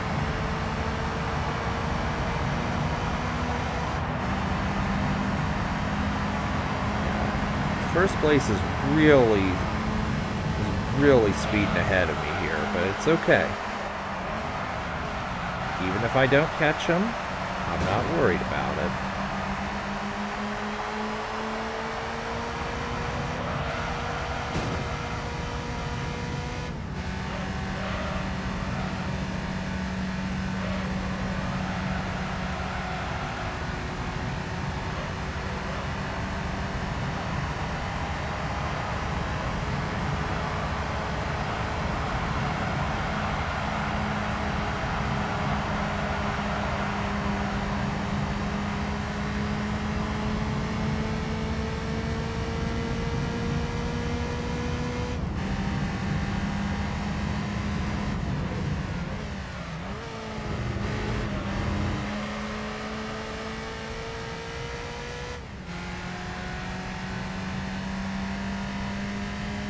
You like to use Conkelder, aka Chuck, yeah.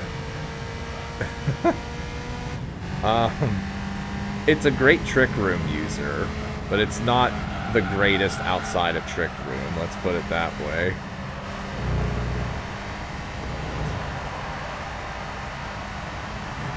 Big Dip on a Bus started that crap back in his Kaizo Mario 64 playthrough.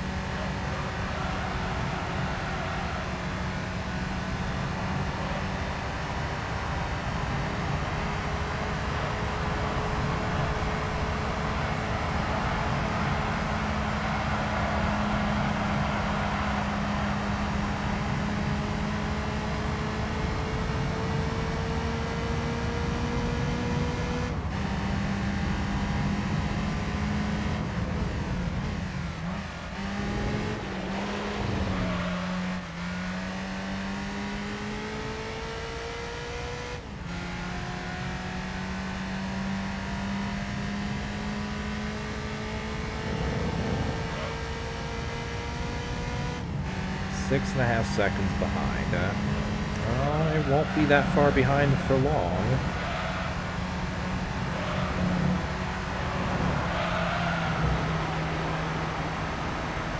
Because he should be making... Yep, there he goes. Right into the pit stop lane. So this is the ace... This is the ace up my sleeve. I'll answer your question in a second. Because... presumably they have less durable tires than I do. They have to make... They're going to say, oh, my tires are worn out, therefore I need to make a pit stop. And they're going to do this every few laps. They only make pit stops like every 3 or 4 laps. Like, that's 10 times a race. Meanwhile, my tires are still, they're not even yellow. So that's how we're going to beat them. We're going to race continuously while they have to constantly make pit stops. And as the lead increases, they're going to try to, they might try to race harder, but then their tires wear out faster, and then they have to make more pit stops. That's why I bought the super slick tires. So I only have to make one pit stop in this whole race. That's the ace in my sleeve. Or up my sleeve. Hitmonlee and Hitmonchan are bad. Hitmonchan is garbage in Gen... Hitmonchan is garbage in Gen 1 because its special attack well, its special stat is so low it can't use the Ellie punches at all.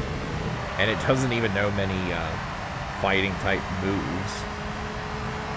Gen 2, I think it can learn Rock Slide. So that's something, but it doesn't start getting better until Gen 4 for Hitmonchan. Hitmonlee is not as bad, though. because Gen 4, if you remember, that's the generation where they changed whether moves are physical or special depending on what the move in question is. So the punches are now all physical, so it can actually use the elemental punches. Plus, it gains Iron Fist as an ability, which improves the damage of punch moves. I still wouldn't be using Hitmonchan, though, very often, if at all.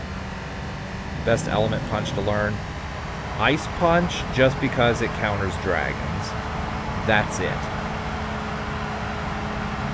Although,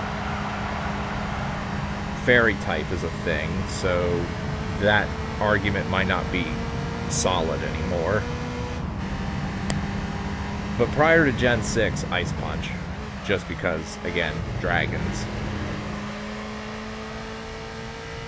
And it also counters birds, which Hitmonchan does not like.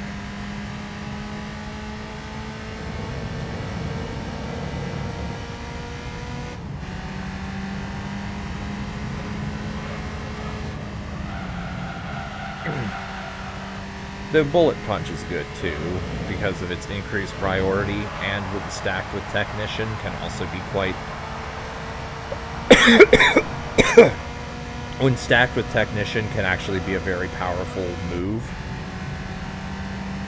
Hydreigon and Garchomp. Yes, I've used both. Garchomp is absolutely broken in Gen 4, especially. Hydreigon is very good. Though Garchomp is the only of the two. Hydreigon is pretty much useless against fairies, as far as I'm aware. Garchomp still packs enough of a punch to threaten anything that it faces. That's why in Gen 4 it was banned from competitive play. Well, from normal competitive play. It could still be used in Ubers.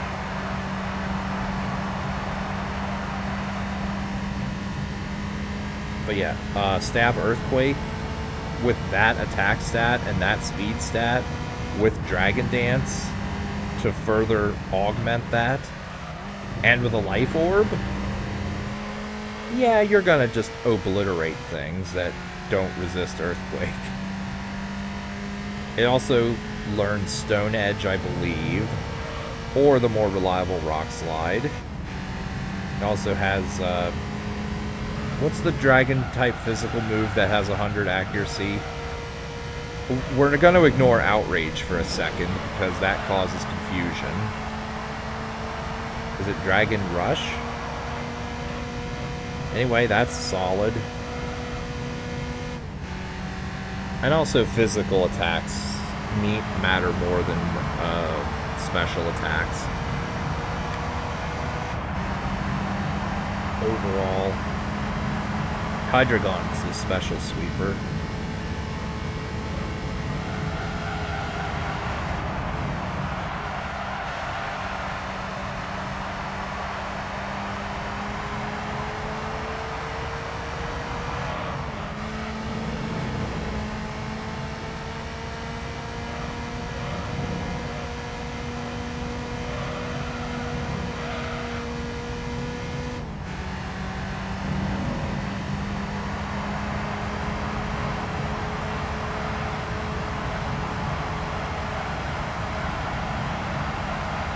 Dragon Dance you can use how many times the max status? 6, but you're never going to get that many turns in.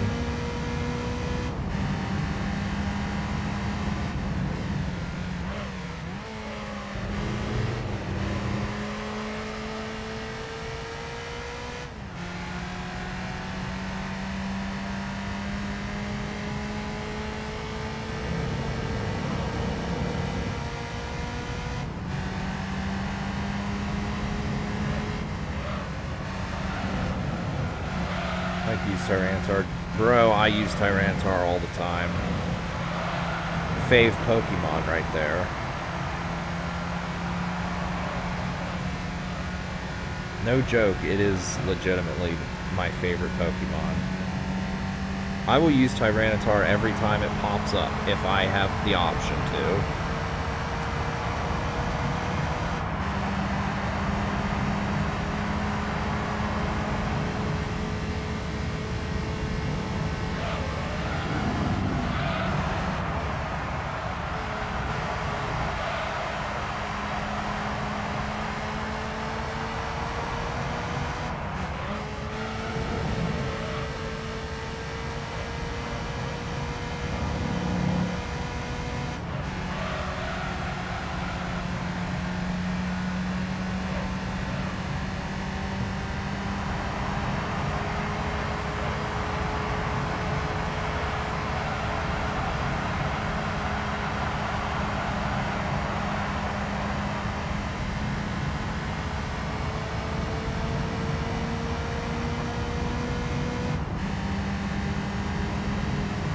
I knocked one out.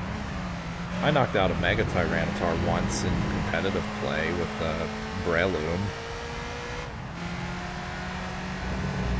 I used a good old-fashioned Drain Punch, and then I think he ended up having to try to knock out Breloom with Jolteon, which wasn't gonna happen because I was running the Toxic Orb build, which, for all intents and purposes, the short story is you equip some powerful moves and Drain Punch with Poison Heal, Toxic Orb, and Breloom just regenerates a crap load of health because of the synergies that it has.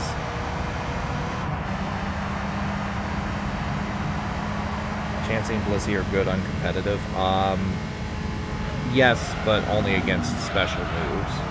If you can predict when the opponent's going to use special moves, yeah, they're good. Because they take, like, no damage from special moves.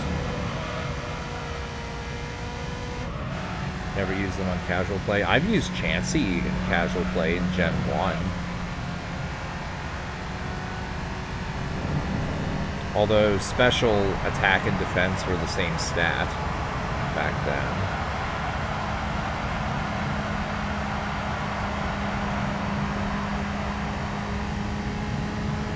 I don't think I've ever used Blissey in a casual playthrough, though. No, I think in Gen 6, the Evilite item made Chansey better than Blissey. Because what did that do? It improved defense and special defense if the Pokemon was not fully evolved, I think is what that item does, and thus it made Chansey tankier than Blissey.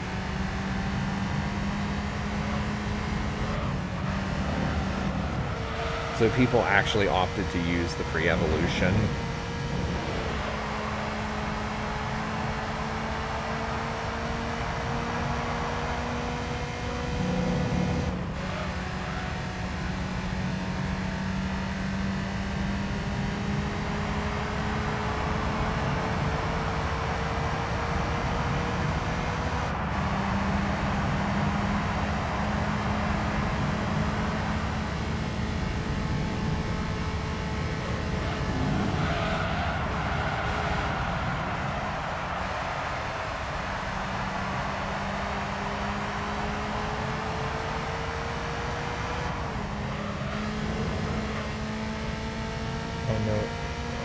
Oh, a lot of Pokemon can learn Metronome. It's not just normal Pokemon. In fact, I think... I could be wrong, but I think every Pokemon that can learn a TM can learn Metronome. Unless I'm thinking of another move.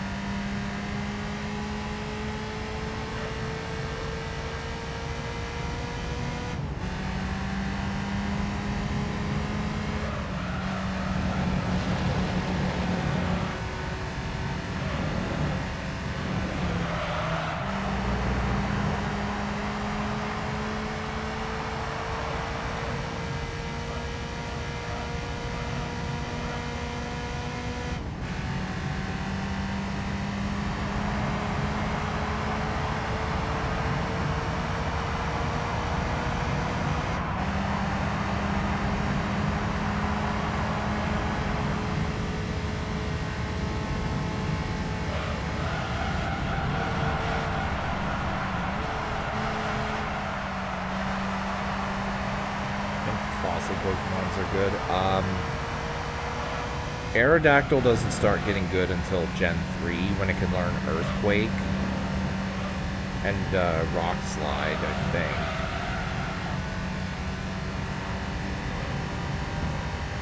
Actually, no, wait. Aerodactyl can learn Earthquake in Gen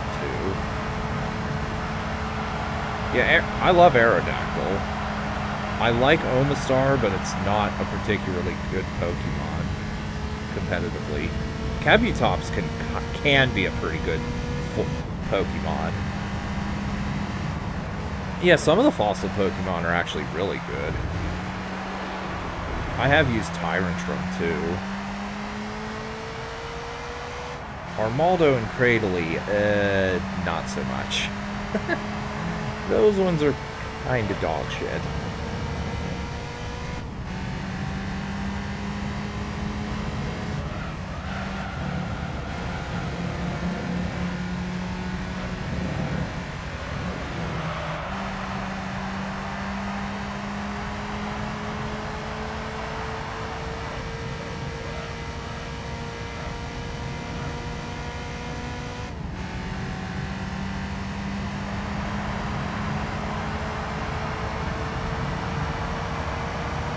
What was the...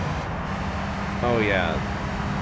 Bastiodon and, Bastiodon's unusable because it's slow, doesn't have much HP, and is double weak to fighting, double weak to ground.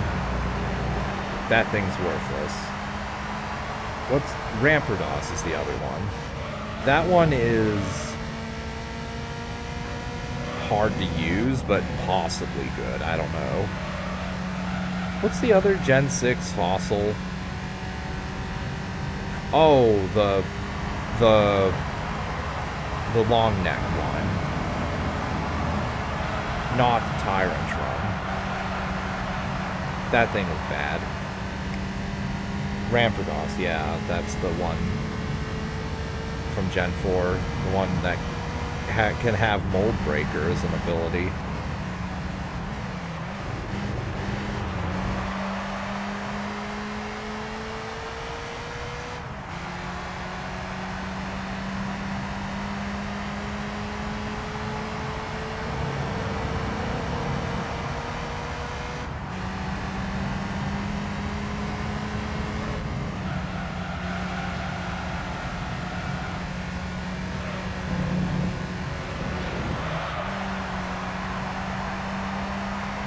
Grass type fossils are bad. Yeah, they're fucking horrible.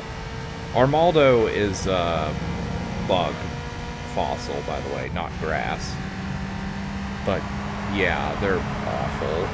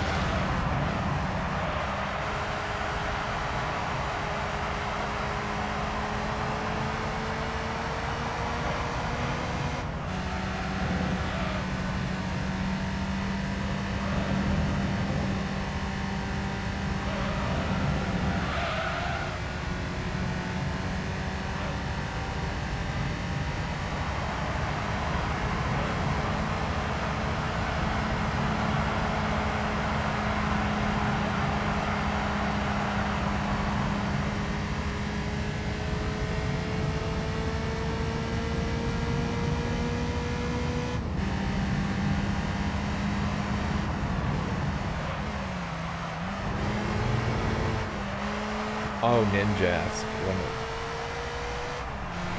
I like to use Ninjask.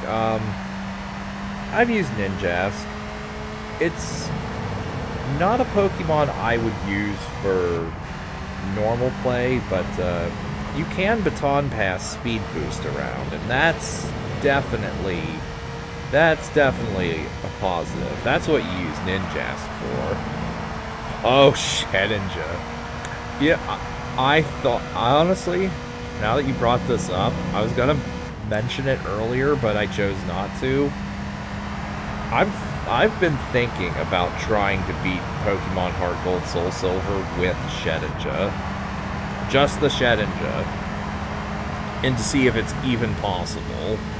Yeah, they'll do the whole... People sometimes do, can you do Pokemon with this Pokemon?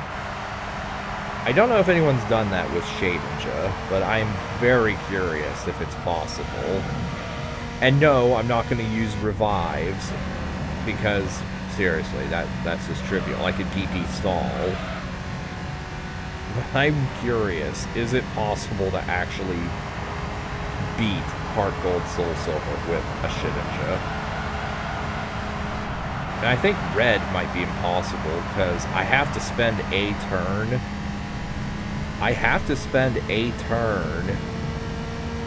getting rid of hail, because Wonder Guard does not protect against weather damage.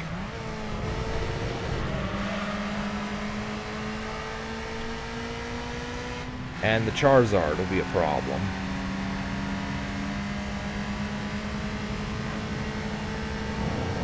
And under normal circumstances, Shedinja is basically unusable. It's an amazing Pokemon when you can somehow get it in the right circumstances. But otherwise, yeah, it's going to be unusable.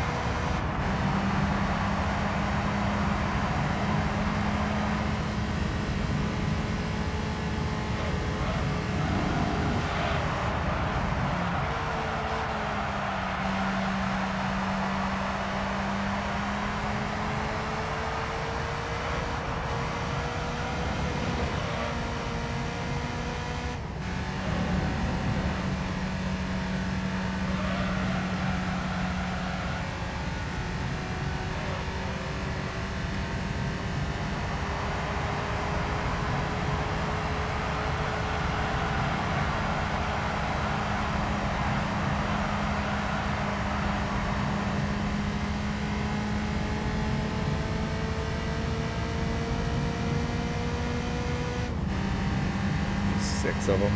Oh, what, am I my challenge? No, I was going to use one.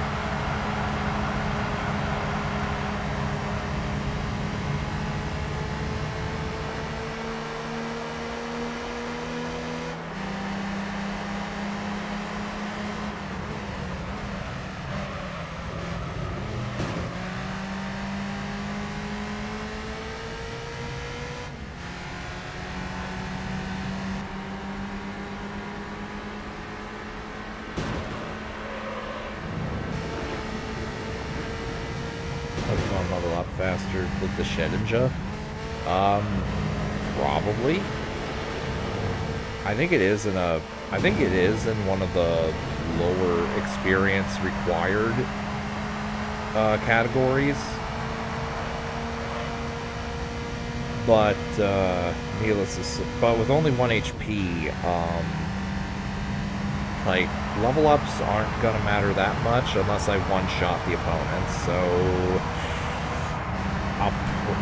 if I were to do that run, I would probably need to nature breed and EV train. Luckily, I could just capture a Ditto and just breed over and over again until I get the correct nature, which I forget how Shedinja's nature is determined. Like, if you evolve an Nincada that's, let's say it's adamant natured, does the Shedinja that follow, or that, and you follow all the necessary steps to get the Shedinja, is the Shedinja also adamant natured? Because I don't think you can EV train attack and speed easily until after you get Surf. Because I know there is, like, the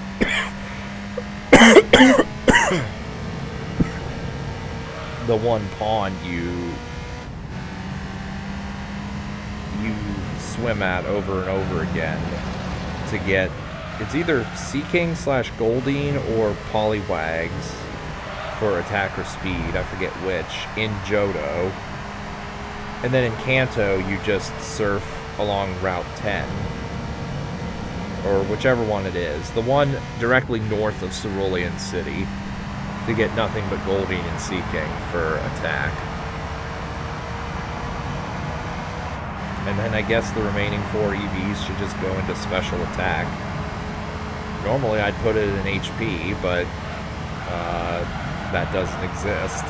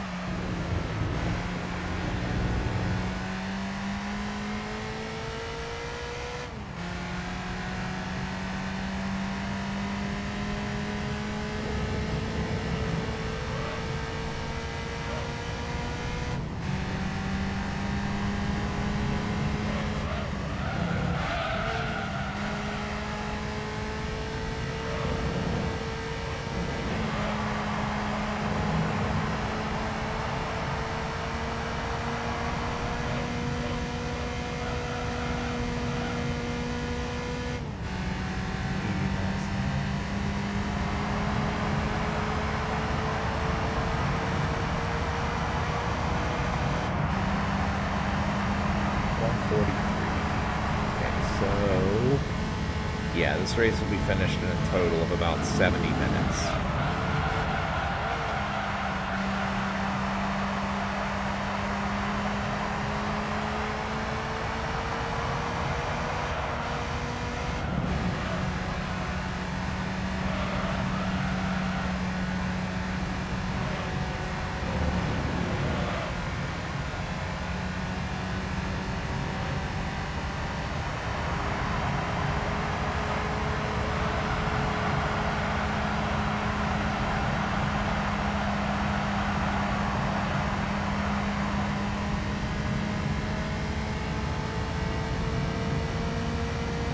Noctowl's good. Noctowl's fucking garbage. Noctowl is completely worthless.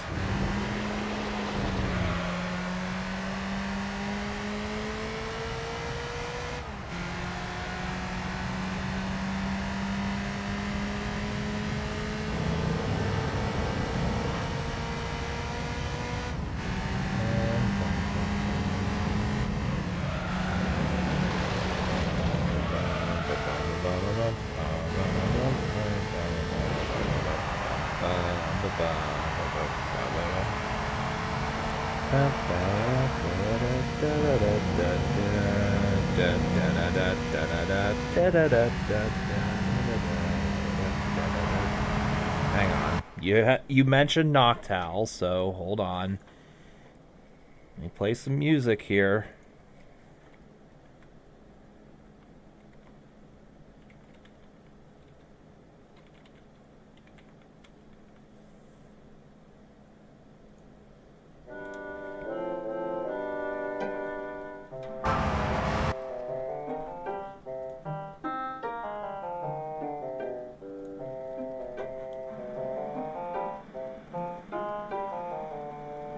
There you go. There's Noctowl for you.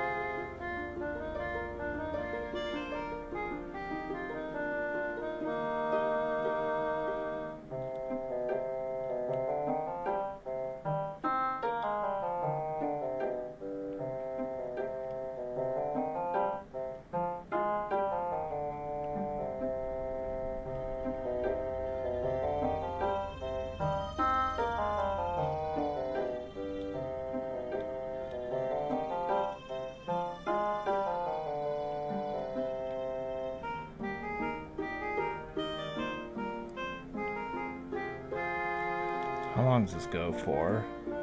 Okay.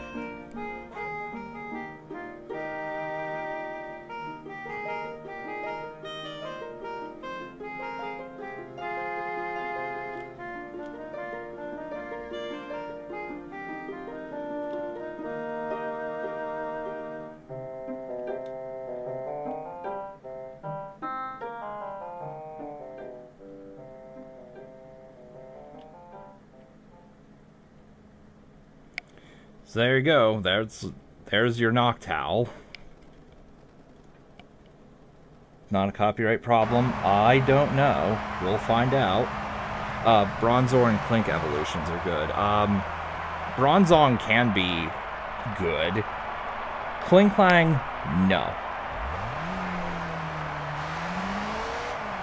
In worst case scenario, if it is a problem, well, it wasn't a problem when I did the Ocarina of Time 3 Heart stream a while back, so I don't see why that would be a problem here.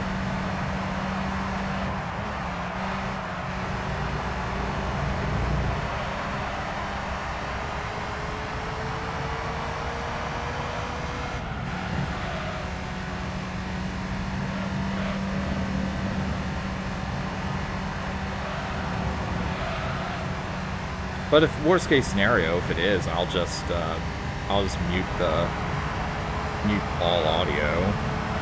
At least YouTube gives that as an option now, unlike the days of like 2009 and 10, when entire videos are just getting audio swapped and deleted for copyright. At least YouTube does give that as an option now.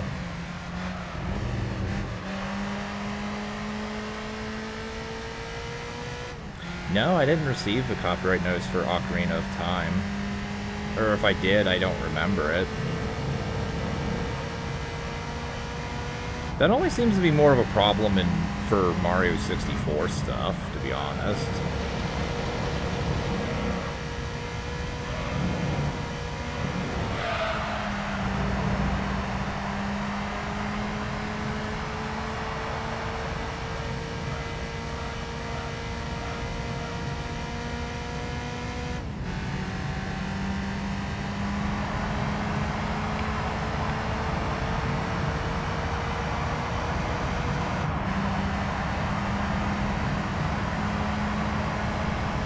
I'd have to actually look through my my VODs, but I don't think I got any copyright notices for that.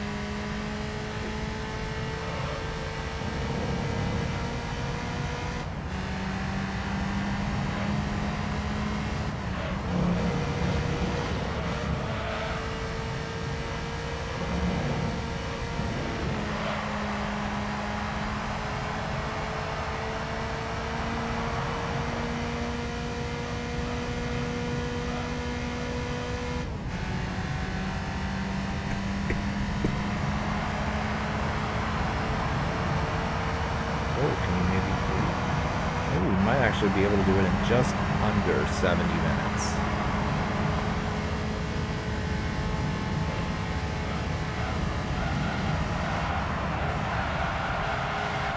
Mantine's bad. Just judging from its stats and move pool, I don't see Mantine being particularly useful. Remember the double weakness to electric as well.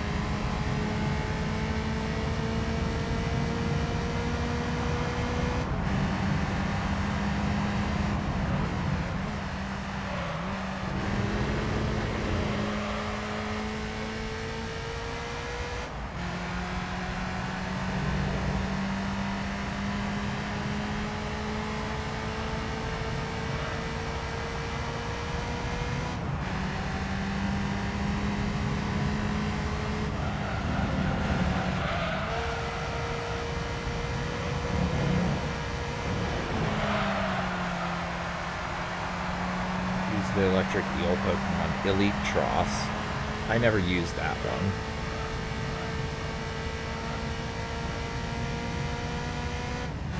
Is that the one with Levitate? I think it is.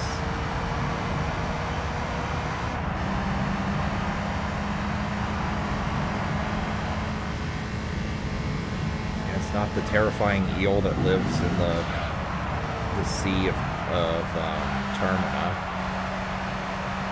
And yes, I'm aware that those eels are not electric, but still.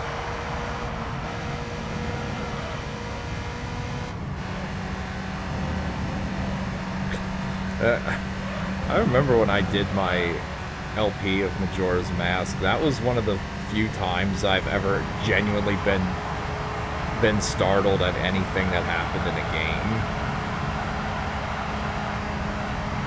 It's like, I knew that could happen, but I didn't think... When I got grabbed, I didn't think it was coming. That was like part 16 or something. It was definitely before I went into the Great Bay Temple. And I got pissed at because I couldn't navigate the Great Bay Temple properly.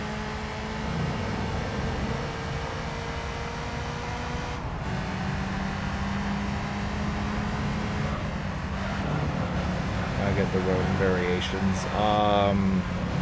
Depends on the game. I like some of them. I never used any of them, to be honest. I don't know if any of them are worth using or not, to be honest.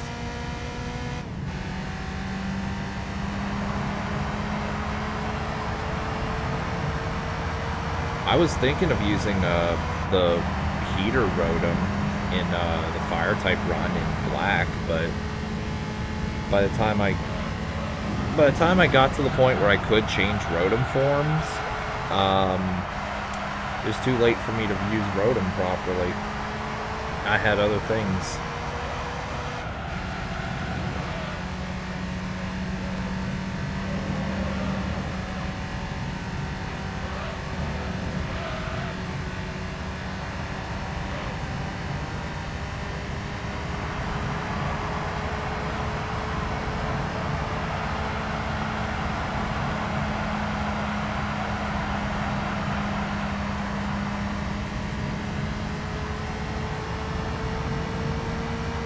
You could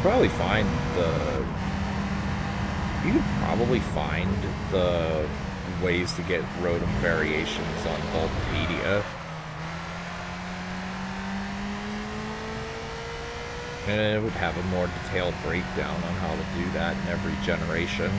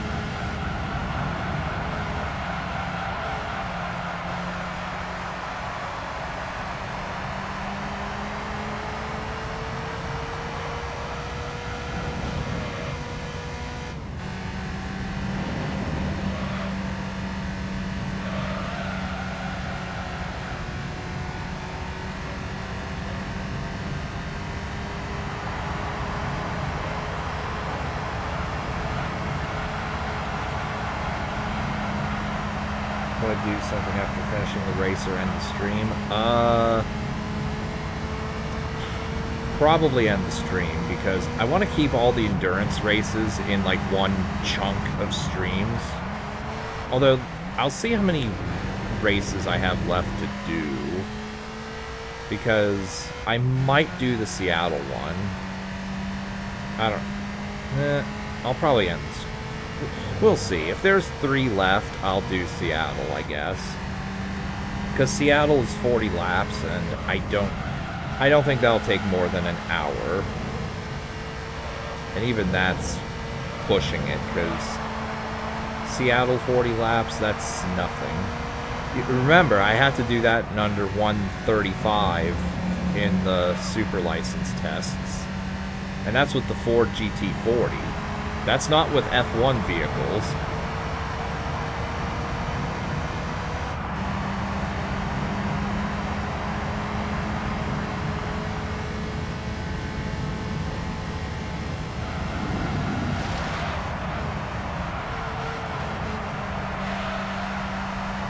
But yeah, I still have Seattle, Laguna Seca.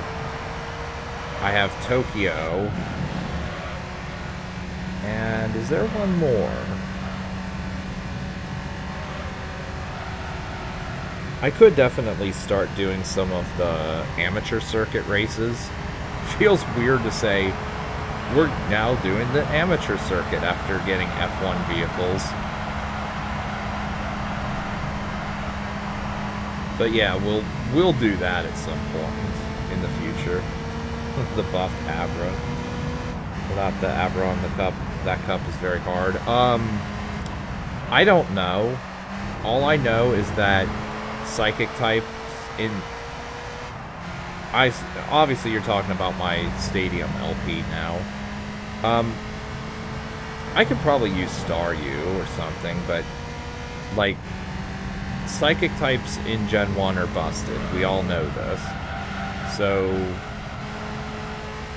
I don't know if it's so much that the cup is actually hard. Actually, I imagine that cup is not the most difficult. Probably with rental Pokemon it might be. But if you use your own Pokemon and your own movesets, it's probably still pretty easy. At least in round 1. Round 2 was a bit harder. Never able to finish that cup. That means you need to get them. The last fights are hard. What, on round 1 or round 2?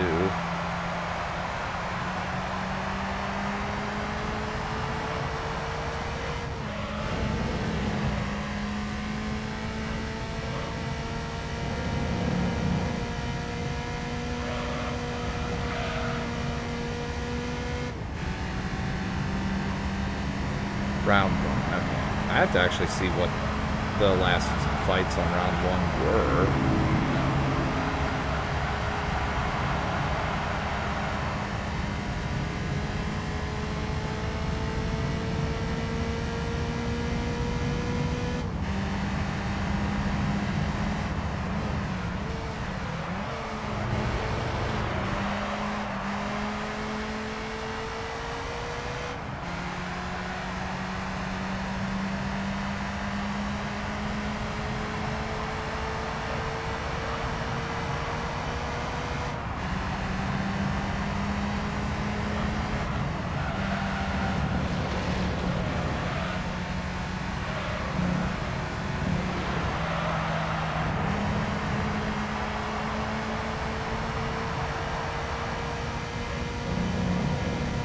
Longer on original cartridge and on emulator.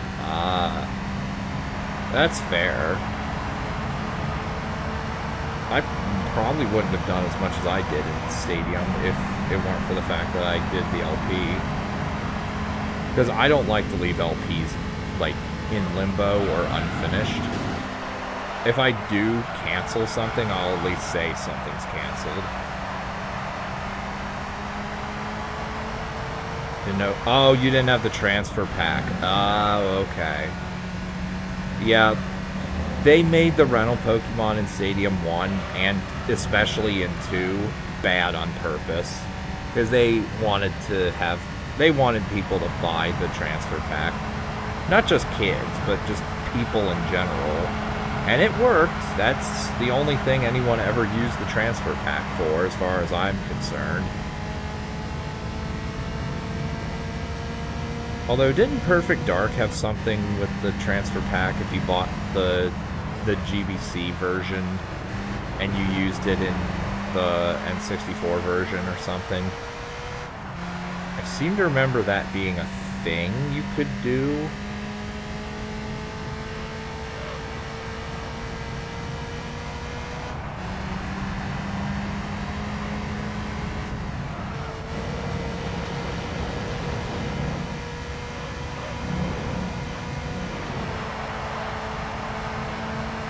Oh, that applied to Mario Golf as well. Oh, that I didn't know.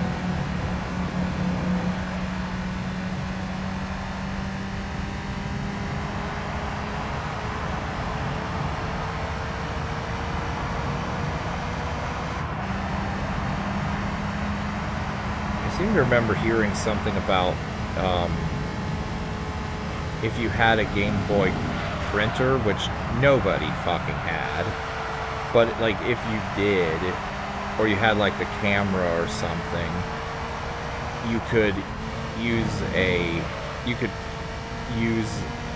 like, if you took a picture of someone, you could put that person's face on, like, a custom, bot for the combat simulator in Perfect Dark, or at least that's something they were planning on trying to do. But that never went through, thank God, because you know how many fucking lawsuits there would be if that were to happen? Like, my God, dude. Back then you need to go with Blockbuster Video or something with the Game Boy printer, yeah. That's why I said, like, nobody had it. You couldn't even find that at Walmart. You could find the shitty voice recognizer thing for the N64, which was used for one game and one game only.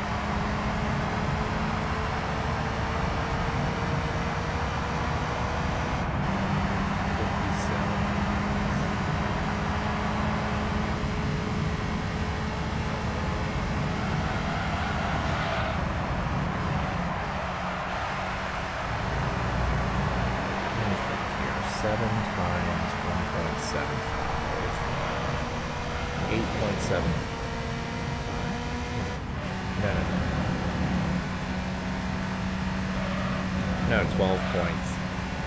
12.25. Okay. Sorry, I'm just mentally calculating. Trying to mentally calculate what time I'll have when I finish the race. Or how long it'll take. Fortress is bad in Ferrothorn.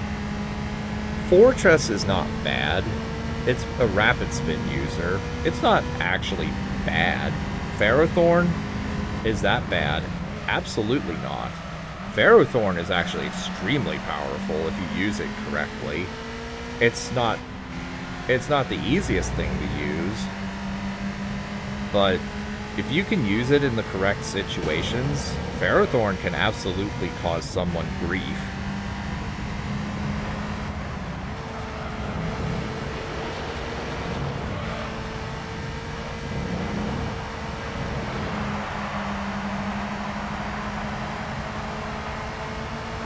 Because it has really good defense. Its slow speed means Gyro Ball is actually powerful. Its attack is solid. And it can regenerate some health. So, yeah, there's nothing bad about Ferrothorn in the right circumstances. But if someone has a Fire-type move, it's fucked.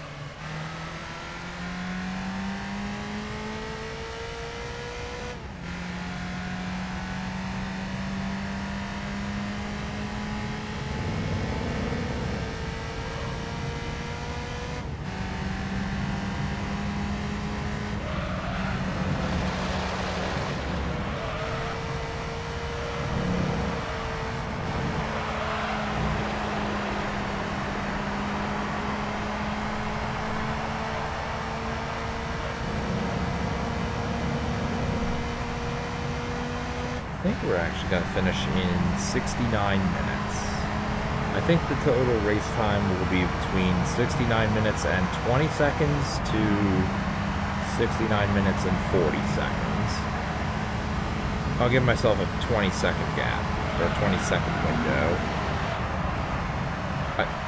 I'm not going to slow down to meet that time. If I do it faster, great, but I'm just going to predict the final time will be between 69:20 to 69:40 for this race.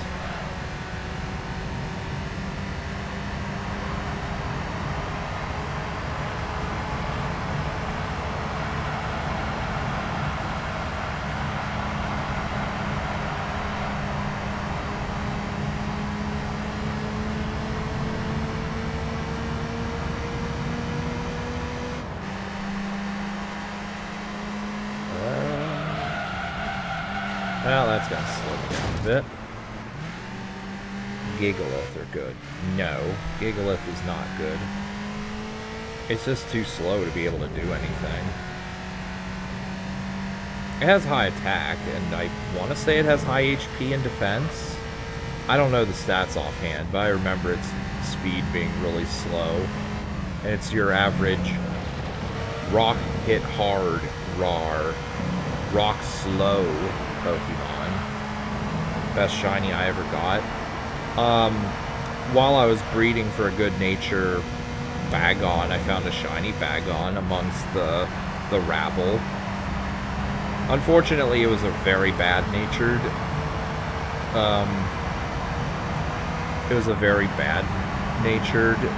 Bagon, so I can't use it for anything, but it's still in my file. just because I can't get rid of it because it's shiny.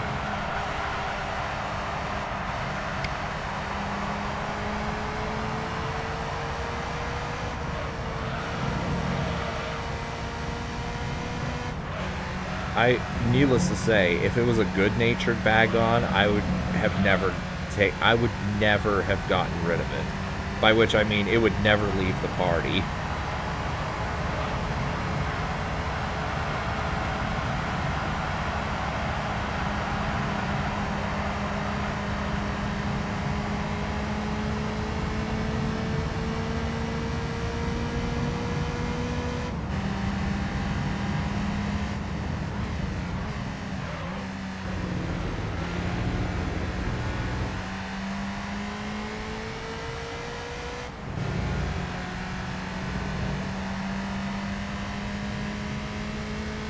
I did get the shiny Mega Rayquaza back in like 2015 or whenever that was. They were distributing one.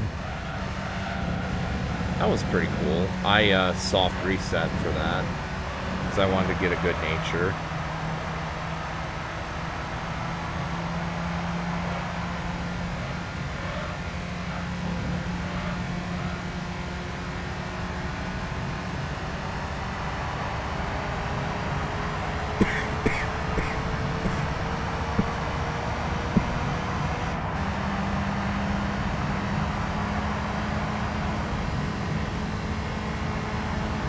Capture a legendary without a Master Ball.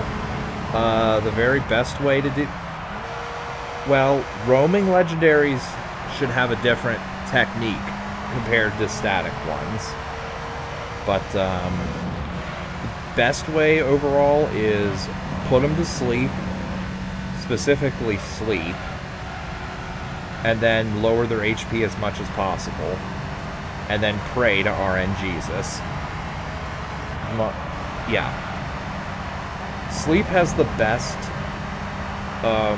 extra added chance of capturing the Pokemon, even though it's not permanent. I think Sleep makes the Pokemon 4 times more likely to be captured. Paralysis has double chance of getting captured.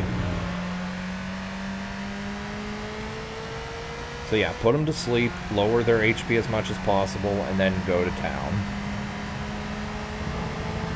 As for the Safari Zone, that's just good fucking luck, asshole.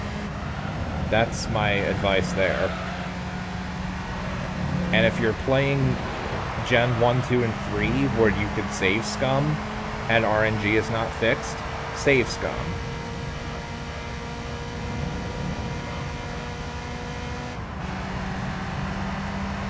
Unfortunately, every Pokemon game after Gen 3 has fixed RNG, so you can't just reload a save state over and over and over again until you get the RNG you want.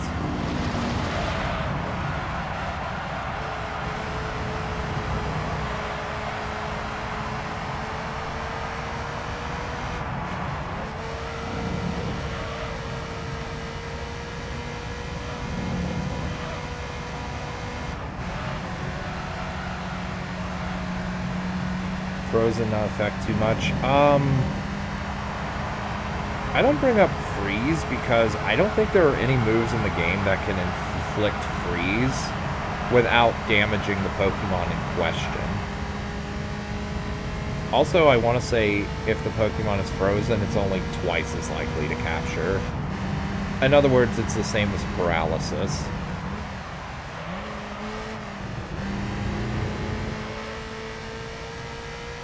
If you would like to look that up on Bulbapedia and then get back to me on that, that would be appreciated. I say that just because I'm not sure either.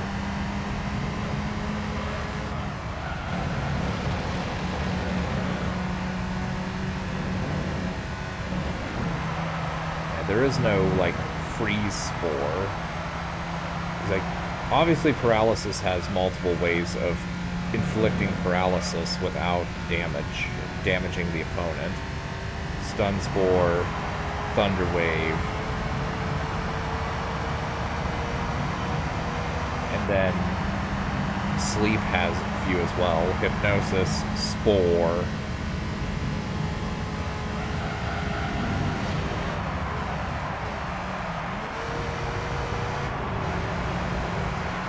I think there's one more. Oh, there's also Yawn. And there's Effect Spore for paralysis as well. And for Sleep, I think. Actually, wait, does Effect Spore cause paralysis, or can it cause Sleep too?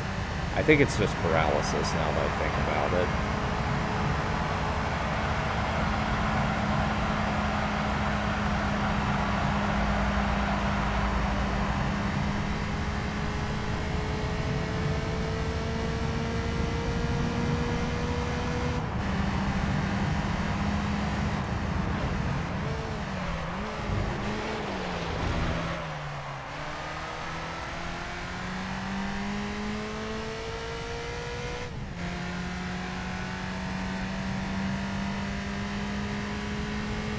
We are nearing the end of the race.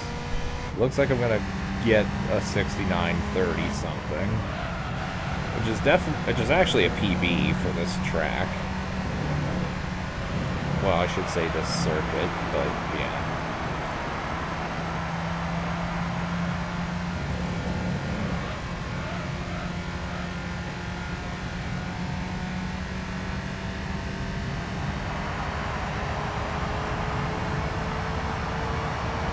$69.35. Okay, I was correct.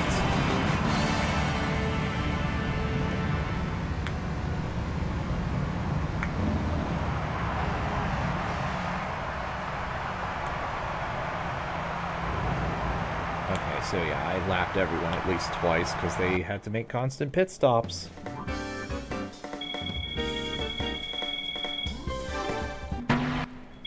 Alright, what do we win here?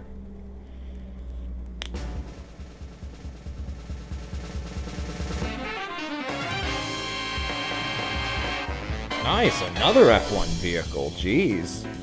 Same capture. It is the same capture rate. Okay, as paralysis, I assume. Alright, yeah, that's what I thought.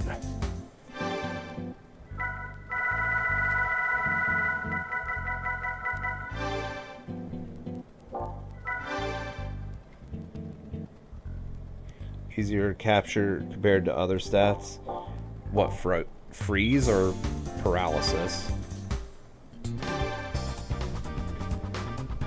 Yeah, sleep is the best, with being 4 times more likely. So, all right, let's see. How much more do we have? We have 1, 2. Special stage route 11. I forgot about this one. And then Tokyo. Alright, so I have 4 endurance races to go. So that would be 2 per stream, assuming they go at about the same rate. Alright. I think I'm going to call it here. Before I go, I'm going to do a little bit of looking around and see what I have for the drivetrain races. And then I'm going to call it a stream.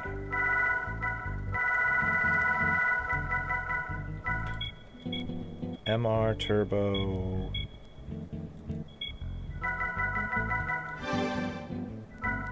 I have a bunch of MRs, Jesus. How do I know the chance of frozen based on movement like Blizzard? I think it's just a fixed percent to freeze.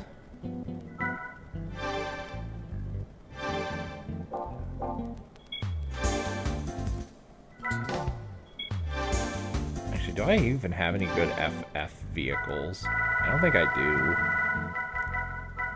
Oh, I have the Excara rally car, I guess.